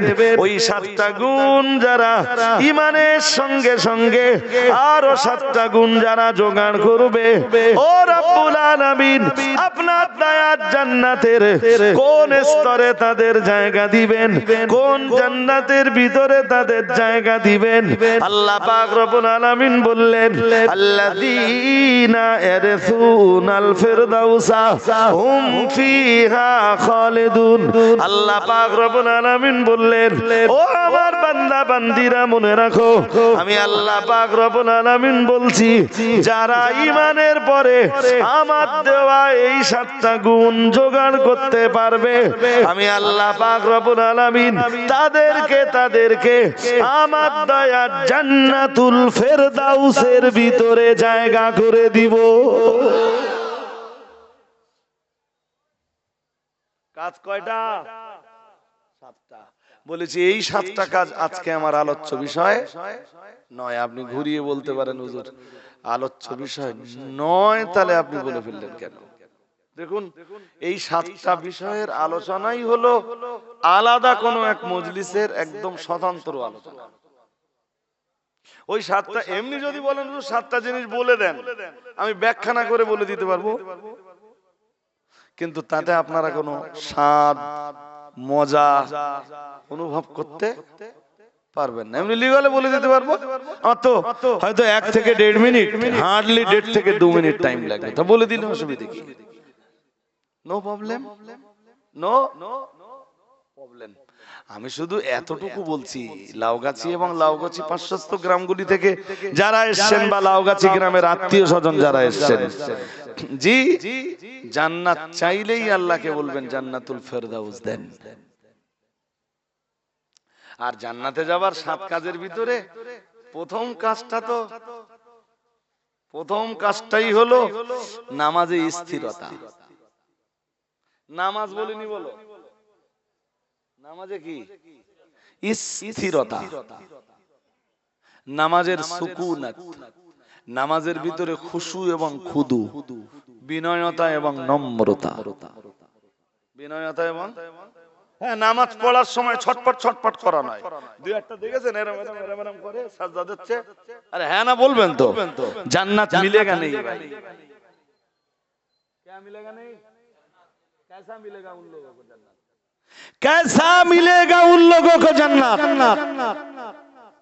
কেমনে মিলতে পারে তাদের জন্য জান্নাত যারা নামাজে দাঁড়িয়ে চিটিংবাজি করে? মিলেগা क्या?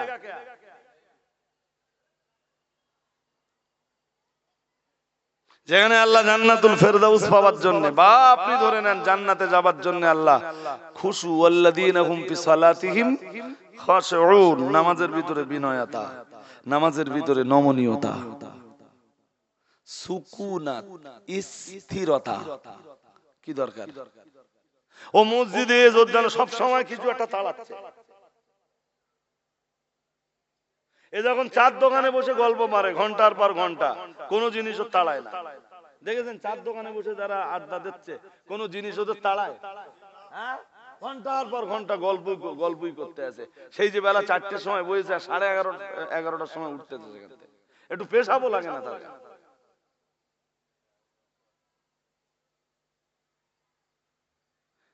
ঠিক ওই লোকটাই ও দেখবেন জুমা নামাজে যেই যাচ্ছে, ওর ভিতরে যেন কি একটা অস্থিরতা বা অদৃশ্য কিছু একটা সব সময় যেন ওরে তাড়া করে বেড়াচ্ছে। কেন? তুমি বুঝতে পারছো না যে মসজিদে আসি তোমার তাড়াচ্ছে, মানে তোমার কে তাড়াচ্ছে তুমি বুঝতে পারছো না? বলুন তো কে তাড়াচ্ছে? হ্যাঁ, 2 রাকাত পড়ি দড়ি মারতে। শুক্রবার কি বার? জোর করে বলেন কি বার? কয় রাকাত পড়ে দৌড়চ্ছে? কেন? আর নামাজ নেই? হ্যাঁ, আর নামাজ কি জেনে এসে পড়ে যাবে তোমার? আর যদি ধরেও নেওয়া যায় অন্য কেউ পড়ে দেবে, সেই নামাজ তোমার হবে নাকি? হ্যাঁ, তা তুমি দৌড়াও কেন?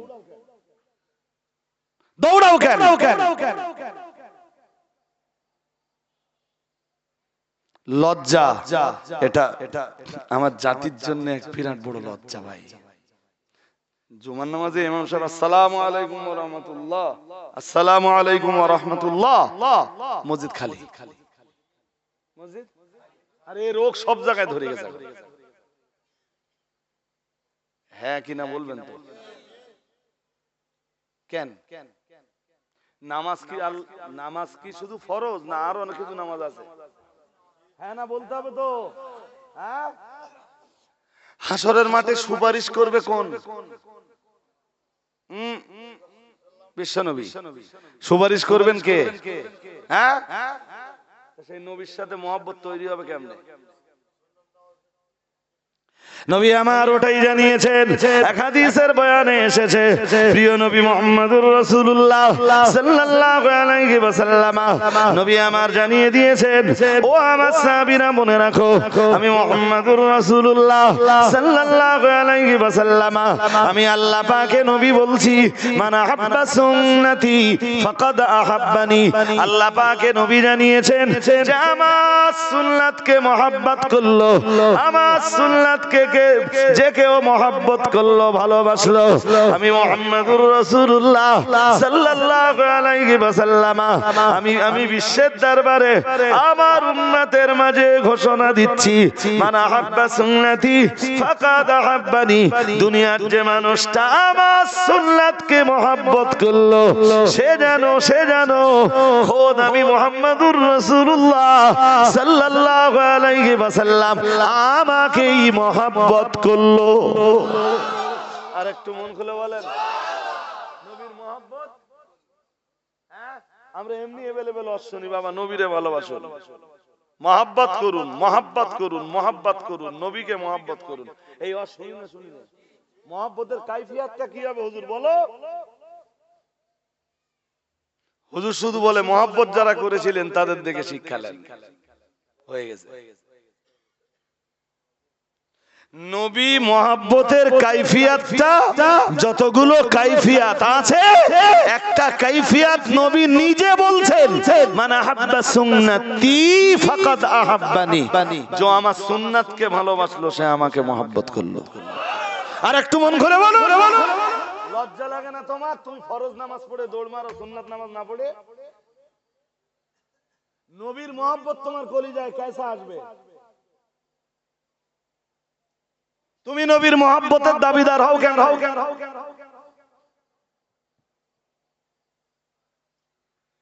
বুঝতে অসুবিধা হচ্ছে? হ্যাঁ, এগুলো শুকনো ভালোবাসার দাবিদার। কি ভালোবাসা? হ্যাঁ। আর হুজুরও কিছু আছে, কিছু করো আর না করো, একটা সবাই দিলি সব জান্নাতে ঢুকে যাবে। নবীর সুপারিশে সব কোথায় যাবে? হ্যাঁ, ও 10 মিনিট আমার ওয়াজ করতে দিলে আমি লাউ গাছের নারী পুরুষ জেন্দা মুর্দা সবাই একসাথে জান্নাতে ঢুকে দিতে পারবো, কিন্তু থাকতে পারবে না সবাই। সবাই না। যদি বলেন না হুজুর পারবো, তাহলে চলেন কালে ট্রাল দেই, কালকে এসি রুমের ভিতরে ঢোকাবো আপনার, হাই স্পিডে এসি চালিয়ে দেবো, 15 মিনিট পরে দেখবেন খেলা শুরু হয়ে গেছে। অনেকে বলবে অসুবিধা হচ্ছে, থাকবো না। দুনিয়ার এসি যদি সবার শুট না হয়, কি ভাবতেছেন যে জান্নাত শুট হবে সবাই? ওই পাকসার কাছে যে লেদ গুলো আছে না, লেদ চামড়া লেদার পাকসার কাছে আগে আছে তো, আছে না তো, সেটা আপনাদের নাকি ওরা কেমনে করে কথা বলে না? হ্যাঁ, ওদের নাকে আতর ধরে দেখবেন ওরা অজ্ঞান হয়ে যাবে। কেন? ওই শুকে ওদের পুরো সেট হয়ে গেছে। এখন আতর দিলি ওর ঘর,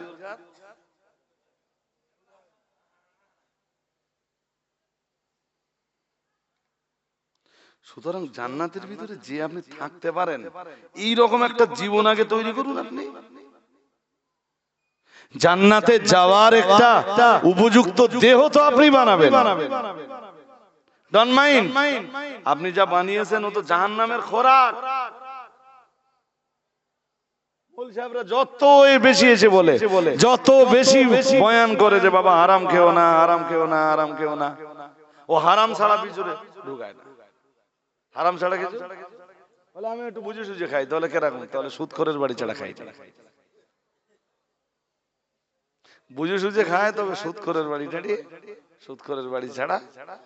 হ্যাঁ, বলে সেদিন এটা কি ঘটেছে জানো? তাহলে কি?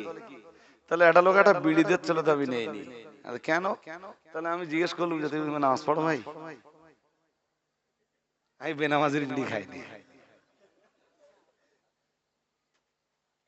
সহ্য করতে পারবেন? এরকম চিন্তা চেতনার মানুষও দুনিয়ায় আছে। তাহলে ভিডিও একটা দিতে চললো একটা লোক, তো ঢেলি তাহলে কেন লেবরি কেন তোমার না নামার কারণ কি? তাহলে আমি জিজ্ঞেস করলাম, ভাই তুমি নামাজ পড়ো? তো বললো না। আচ্ছা বিড়িটা নিলাম না। আপনি একটা সুন্দর জীবন তৈরি করুন, একটা সুন্দর জীবন তৈরি করার আবেদন আপনার কাছে করছি। চলুন কামব্যাক করি। কি বোঝাচ্ছিলাম মনে আছে? না আপনাদের মনে নেই, আমার মনে আছে। কি বলছিলাম বলুন তো? সবাই কোরআনটা ভালো করে পড়া শিখে নেন, কোরআন পড়ুন, আর যতটা পারুন মুখস্থ করুন। সেই মুখস্থ অংশগুলো, হ্যাঁ, হেফজ করা অংশগুলো আপনি পুরো কোরআনের হাফেজ আপনাকে হতে বলছি না আমি এখন। ধরুন সূরা মুলক মুখস্থ করেছেন, তা উঠতে বসতে চলতে ফিরতে তাবারাকাল্লাযী বিয়াদিহিল মুলক ওয়া হুয়া আলা কুল্লি শাইইন কাদির। শুক্রবারে আপনার আব্বার কবরের ধারে দাঁড়িয়ে সূরা মুলক একটু পড়ুন না, এটা মুখস্থ করে ফেলুন না আপনি। উঠতে বসতে চলতে ফিরতে সূরা ইখলাস পড়ুন, সূরা তাকাসুর পড়ুন, সূরা নাস পড়ুন, সূরা ফালাক পড়ুন, সূরা কাফিরুন পড়ুন, সূরা কাউসার পড়ুন, সূরা ফিল পড়ুন। আপনি যেগুলো জানেন পড়ুন না। যে যত বেশি কোরআন তেলাওয়াত করবে আল্লাহ ইহকালে তাকে তত বেশি মর্যাদা দেবে, আর জান্নাতেও আল্লাহ তাকে তত মর্যাদা দান করবে। ওই তো জান্নাতের এত ফ্লোরের গল্প, এত স্তরের গল্প কেন? ওই একটা হাদিস বলছিলাম, আল্লাহ কোরআনের পাঠক পাঠিকা যারা, কোরআনের তেলাওয়াতকারিনী আর মানে তেলাওয়াতকারী যারা, তাদেরকে ডাক দিয়ে বলবেন ইকরা, পড়ো, আর তাকি উপরের দিকে ওঠো। সুবহানাল্লাহ। আমার কোরআন তেলাওয়াত করো, আর আজকে উপরের দিকে চড়তে থাকো। জান্নাতের যে জায়গায় যে তোমাদের কোরআন তেলাওয়াত বন্ধ হবে, জান্নাতের সেই জায়গাটা আমি আল্লাহ তোমাদের জন্য নির্বাচন করে দিব। এটা কি কম আনন্দের কথা? এরপরেও কোন মুসলমান কোরআন থেকে দূরে থাকতে পারে? আর কোন মুসলমানের পাল্লায় পড়লুম, কি রকম বা পীর ভক্তের পাল্লায় পড়লুম যে পীর ভক্ত অথচ কোরআন পড়তে পারে না? পীর পীর করে তো মাথা খারাপ। তুমি কোরআন পড়তে পারো না কেন, এর জবাবটা দেবে? তুমি একবার না, পীরের ভক্ত হাজার বার হও, খাঁটি ওলিয়া ওলিয়াদের ভক্ত হাজার বার হও, কোরআনটা হাতে তুলে নাও দোস্ত। কোরআন আমার হাতে না থাকলেও আমি জান্নাতে চলে যাবো। তাহলে কিসে জান্নাতে যাবি? তাহলে আমার পীর আমার জন্য সুপারিশ করে জান্নাতে যাবে।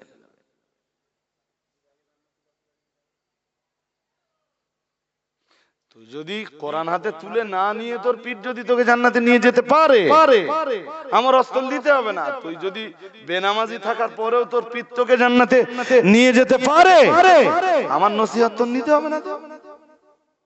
তুই আমারে যত পারিস গালি দে না, আমি কোনোদিন ভুল করেও একটা গালি কাউকে ফিরিয়ে অনেকে তো একদম এভেলেবেল মানে ফেক, মানে ফেসবুকের ফেক আইডি যেগুলো, ওইগুলো থেকে এভেলেবেল আমাদের গালিগালাজ করতে কি এসে যায়? রজব আলী সাহেবের মর্যাদা তারা কমাতে পারবে? রজব আলী সাহেব কি বিশ্বাস করে জানেন? রজব আলী সাহেব এইটা বিশ্বাস করে, ইয়ানসুরকুমুল্লাহু ফালা গালিবা লাকুম ওয়া ইয়াখযুলকুম ফামান যাল্লাযী ইয়ানসুরুকুম মিন বাদিহি। কি বিশ্বাস করি জানেন? কোরআনুল কারীম কি বলতেছে আল্লাহ আয়াতে জানেন? আল্লাহ বলেন ইয়ানসুরকুমুল্লাহু ফালা গালিবা লাকুম, মহান আল্লাহ জানিয়েছেন আল্লাহ যদি তোমাদের সাহায্য করেন, ফালা গালিবা লাকুম, কেউ তোমাদের অপমান করতে পারে না। আল্লাহ সম্মান দিলে কেউ অপমান করতে? তুই ফেসবুক আইডি, ওই ফেক আইডি একটা কেন 1000 খুলকে দা, 1 লক্ষ খুলকে দা।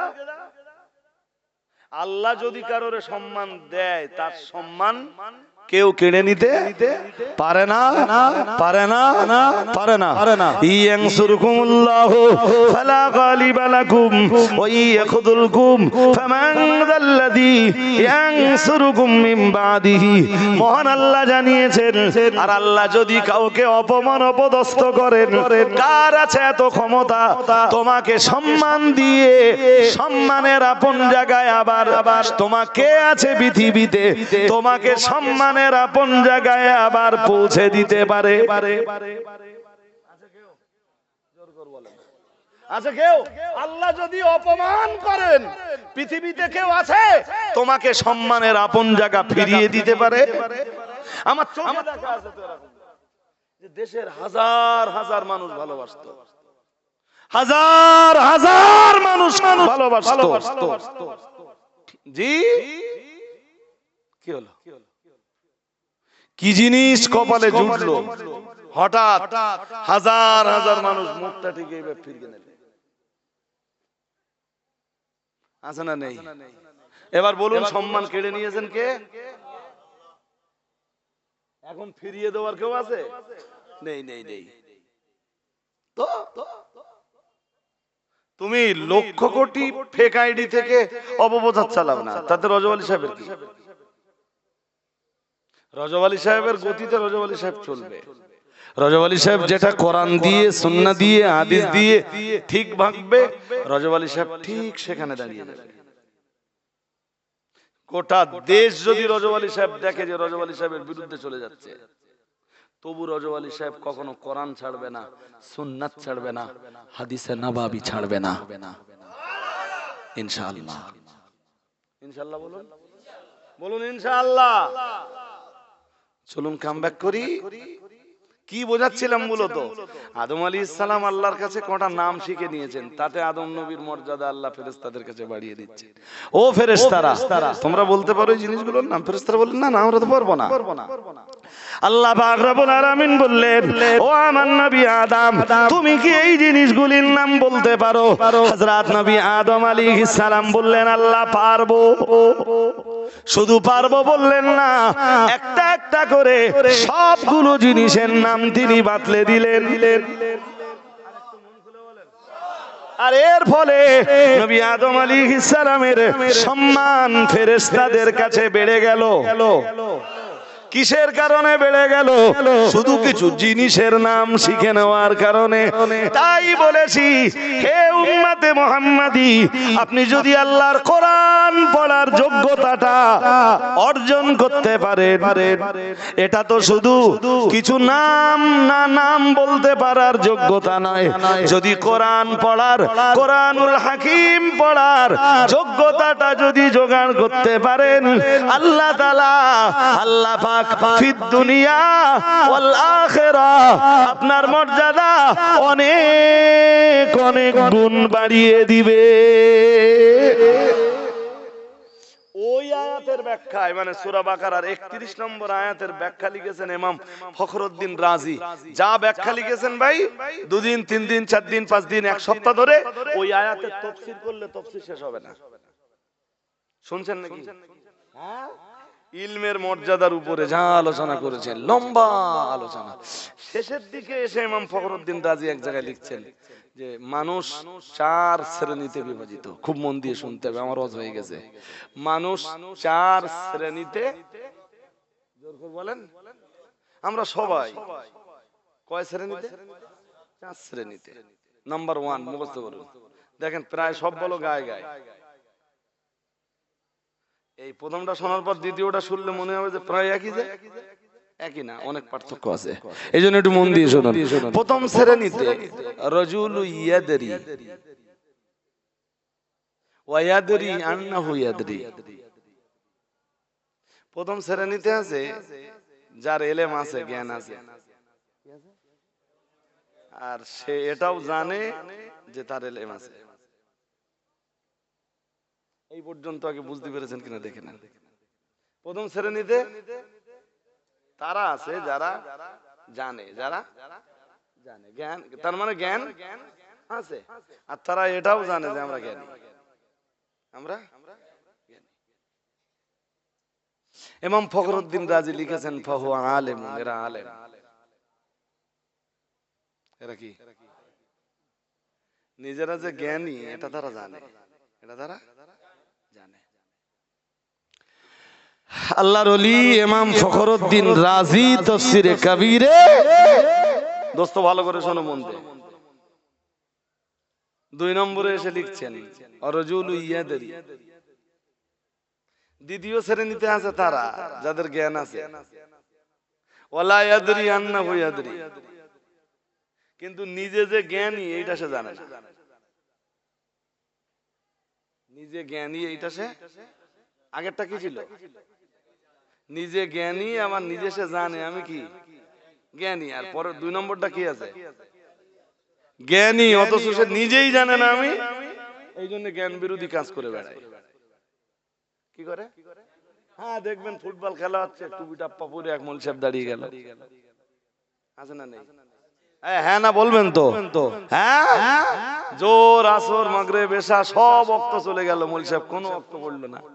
জ্ঞান আছে কিন্তু জ্ঞান বিরোধী কাজ করে কেন? ও যে নিজে জ্ঞানী, ও নিজেই জানে না, নিজেই জানে না। তাহলে এবার একটু মুখস্থ করুন। প্রথমটা হলো ওই ব্যক্তি যে জ্ঞানী কিন্তু নিজের জ্ঞানের ব্যাপারে কোনো খবর রাখে, জ্ঞানী আবার নিজের জ্ঞানের ব্যাপারে খবর রাখে। দ্বিতীয় শ্রেণীতে আছে ওই সকল ব্যক্তি যারা জ্ঞানী কিন্তু নিজের জ্ঞানের ব্যাপারে কোনো খবর রাখে না। নাম্বার 3, রাজুলুল লা ইয়াদরি। 3 নম্বরে আছে যে যে কিচ্ছু জানে না, কিছু জানে না কিন্তু ওয়ায়াদরি আন্নাহু লা ইয়াদরি, নিজের না জানাটা সে খবর রাখে, আমি কিছু জানি না। বুঝতে পারেননি কথা? জানে না কিন্তু নিজের না জানাটা সে খবর রাখে, আমি জানি না। চ্যাম্পিয়ন ইমাম ফখরুদ্দিন রাজি বলেছেন ফাওয়া মুস্তারশিদুন ফারশিদুহু, বলেছেন সে একজন মুস্তারশিদ, মানে সে রাস্তা চায়, তাকে তোমরা রাস্তা দেখিয়ে দাও।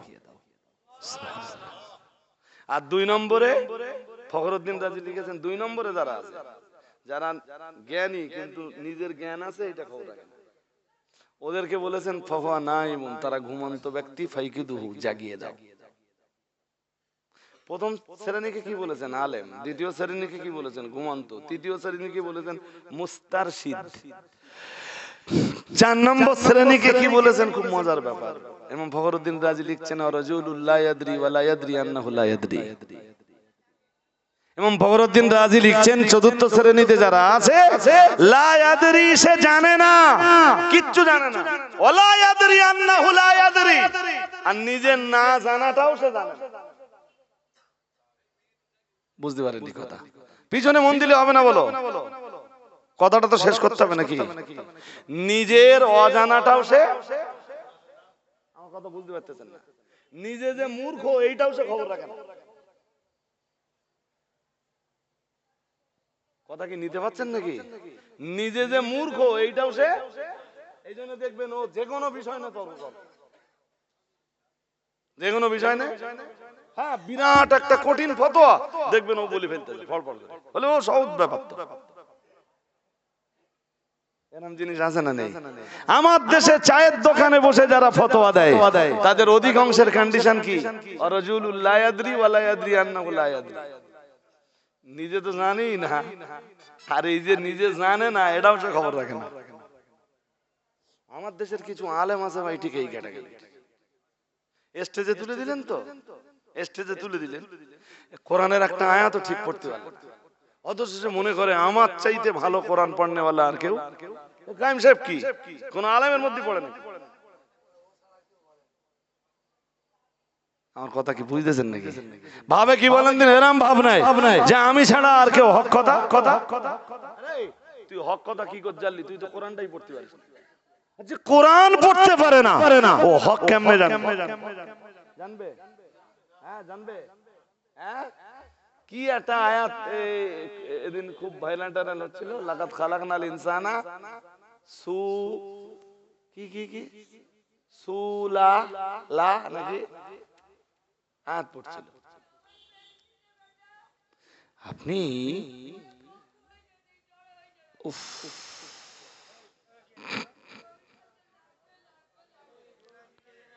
মোটামুটি এই যে টাইম হাতে একদম নেই, 57 হয়ে গেছে।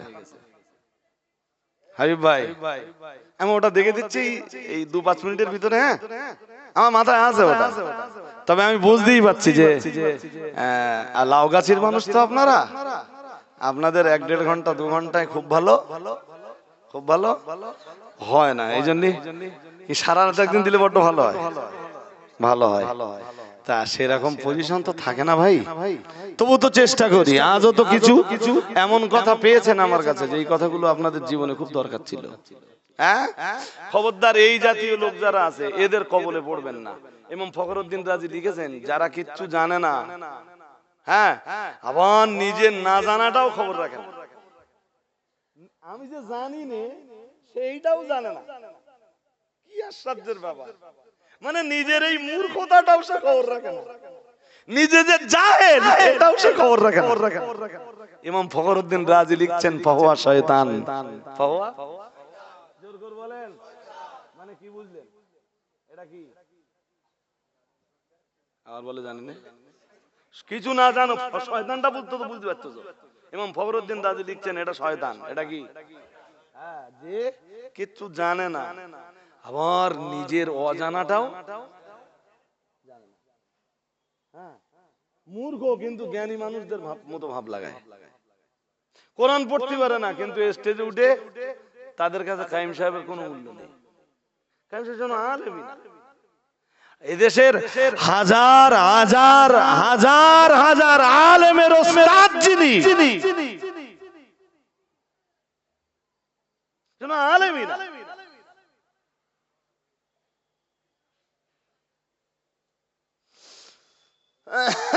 আল্লাহ এদের সবাইকে বুঝবার ক্ষমতা দান করুন, বলুন আমিন।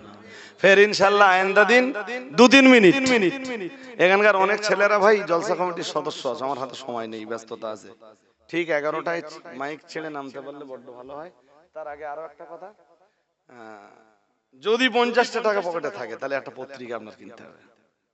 এটা আপনাদের কাছে আমার ভালোবাসার দাবি আর কি। আপনার লাগুক আর না লাগুক, পড়তে পারেন আর নাই ব্যাপার, দেখবেন পত্রিকাটা কিনে নিলে কেউ না কেউ এটা পড়ে নেবে। খাদিজা মাদ্রাসার মঙ্গলুন না, খাদিজা মাদ্রাসার বাৎসরিক পত্রিকা তারগিব। লাউগাছি না হলে আমি এতটা দাবি করতাম না। যদি উঠতে পারেন আমি পাঠাচ্ছি। এত বেশি প্রচার টচার করতে পারবো না আমি লাউগাছির মানুষদের কাছে। শুধু বলছি দাবি এতটুকু যে 50টা টাকা যদি থাকে পকেটে, খাদিজা মাদ্রাসাতে দিয়ে একটা পত্রিকা নিয়ে বাড়ি যান। আর হাবিব ভাই আবার আসতেছেন, এই জলসাটা মানে হুজুর আসতেছে, হয়ে গেছে কোনটা? তাই তো হুজুর নিয়ে আসেন। আমি একদম শেষ লগ্নে, যদিও আমি উঠেছি বোধহয় তখন 17-18, খুব এই 17-18টা মিনিট আপনাদের লস হওয়া মানে আমি একটু কষ্ট পাবো, কিন্তু আজকে আর কিছু করার নেই। হাতে টাইম থাকলে আমি 18 মিনিট হয়তো আপনাদের দিয়ে দিতাম। হ্যাঁ, যে কথাগুলো আপনাদের বলেছি কথাগুলো একটু মনে রাখুন। হাবিব ভাই একজন রাজনৈতিক জগতের মানুষ হলেও আলেম ওলামাদের সাথে যথেষ্ট সম্পর্ক ওনার আছে। সারা বছর কম বেশি উনি সম্পর্ক রাখেন। তবে একটা ক্ষোভের কথা বলি, এতবার বলেছি আমার মাদ্রাসায় একটু আসেন, এটা আমার কষ্টের ব্যাপার। এই জন্য আজ আমি মাইকে বলছি যাতে সামনের দিন যায়। আমি ভুল করিনি তো। আমার দাবি আপনারা একদিন আসেন, হাবিব ভাইকে সঙ্গে নিয়ে আসেন। যারা খাদিজা মাদ্রাসার মেম্বারশিপ নেননি, সদস্য যারা হননি, খাদিজার একটা করে সদস্য হন। সে মুন্নাফ ভাই কই? ওই তো মুন্নাফার কাছে আইডি আছে। সদস্য কত লাউগাছিতে? এটা বাড়তেছে না কেন? এরপরে তো আমার বলতে হবে যে 36 আজ কয়েক বছর ধরে শুনতেছি, কেন সদস্য বাড়ছে না? এই জলসা কমিটির ছেলেরা যারা আছে সবাই কি সদস্য হয়েছে? অনেকে আছে। আর যারা হননি, মাই রিকোয়েস্ট, আপনি 100 টাকা দেবেন, বেশি না, 100 টাকা। 100 টাকা করে যদি লাউগাছিতে 100 সদস্য হয়, খাদিজা মাদ্রাসা এখান থেকে 10,000 টাকা পাবে। সহজ অঙ্ক। আপনাদের কেন পাচ্ছি না? আমি তো 1000 টাকা চাচ্ছি না খাদিজার জন্য, 500 টাকা চাচ্ছি না, 200 টাকাও চাই না। চাইছি কত? 100 টাকা। এটা আপনারা দিতে পারবেন না? হ্যাঁ না, আজকে বলতে হবে ঝাড়া কাছে। পারবেন তো? তাহলে মুন্নাফ ভাইয়ের কাছে একটা সদস্য হবে। আইডি মুন্নাফ ভাইয়ের কাছে দোয়া আছে। খাদিজার সদস্য হবেন, খাদিজা মাদ্রাসাতে যাবেন। জামিয়া রহমানিয়া আমাদের অল ইন্ডিয়া সুন্নাতুল জামাত পরিচালিত ছেলেদের সর্ববৃহৎ মাদ্রাসা। এটা আপনারা জানেন, মুফতি সাহেবের দায়িত্বে চলে পয়লা দোসরা তেসরা ফাল্গুন জামিয়া রহমানিয়ার বাৎসরিক ইসালে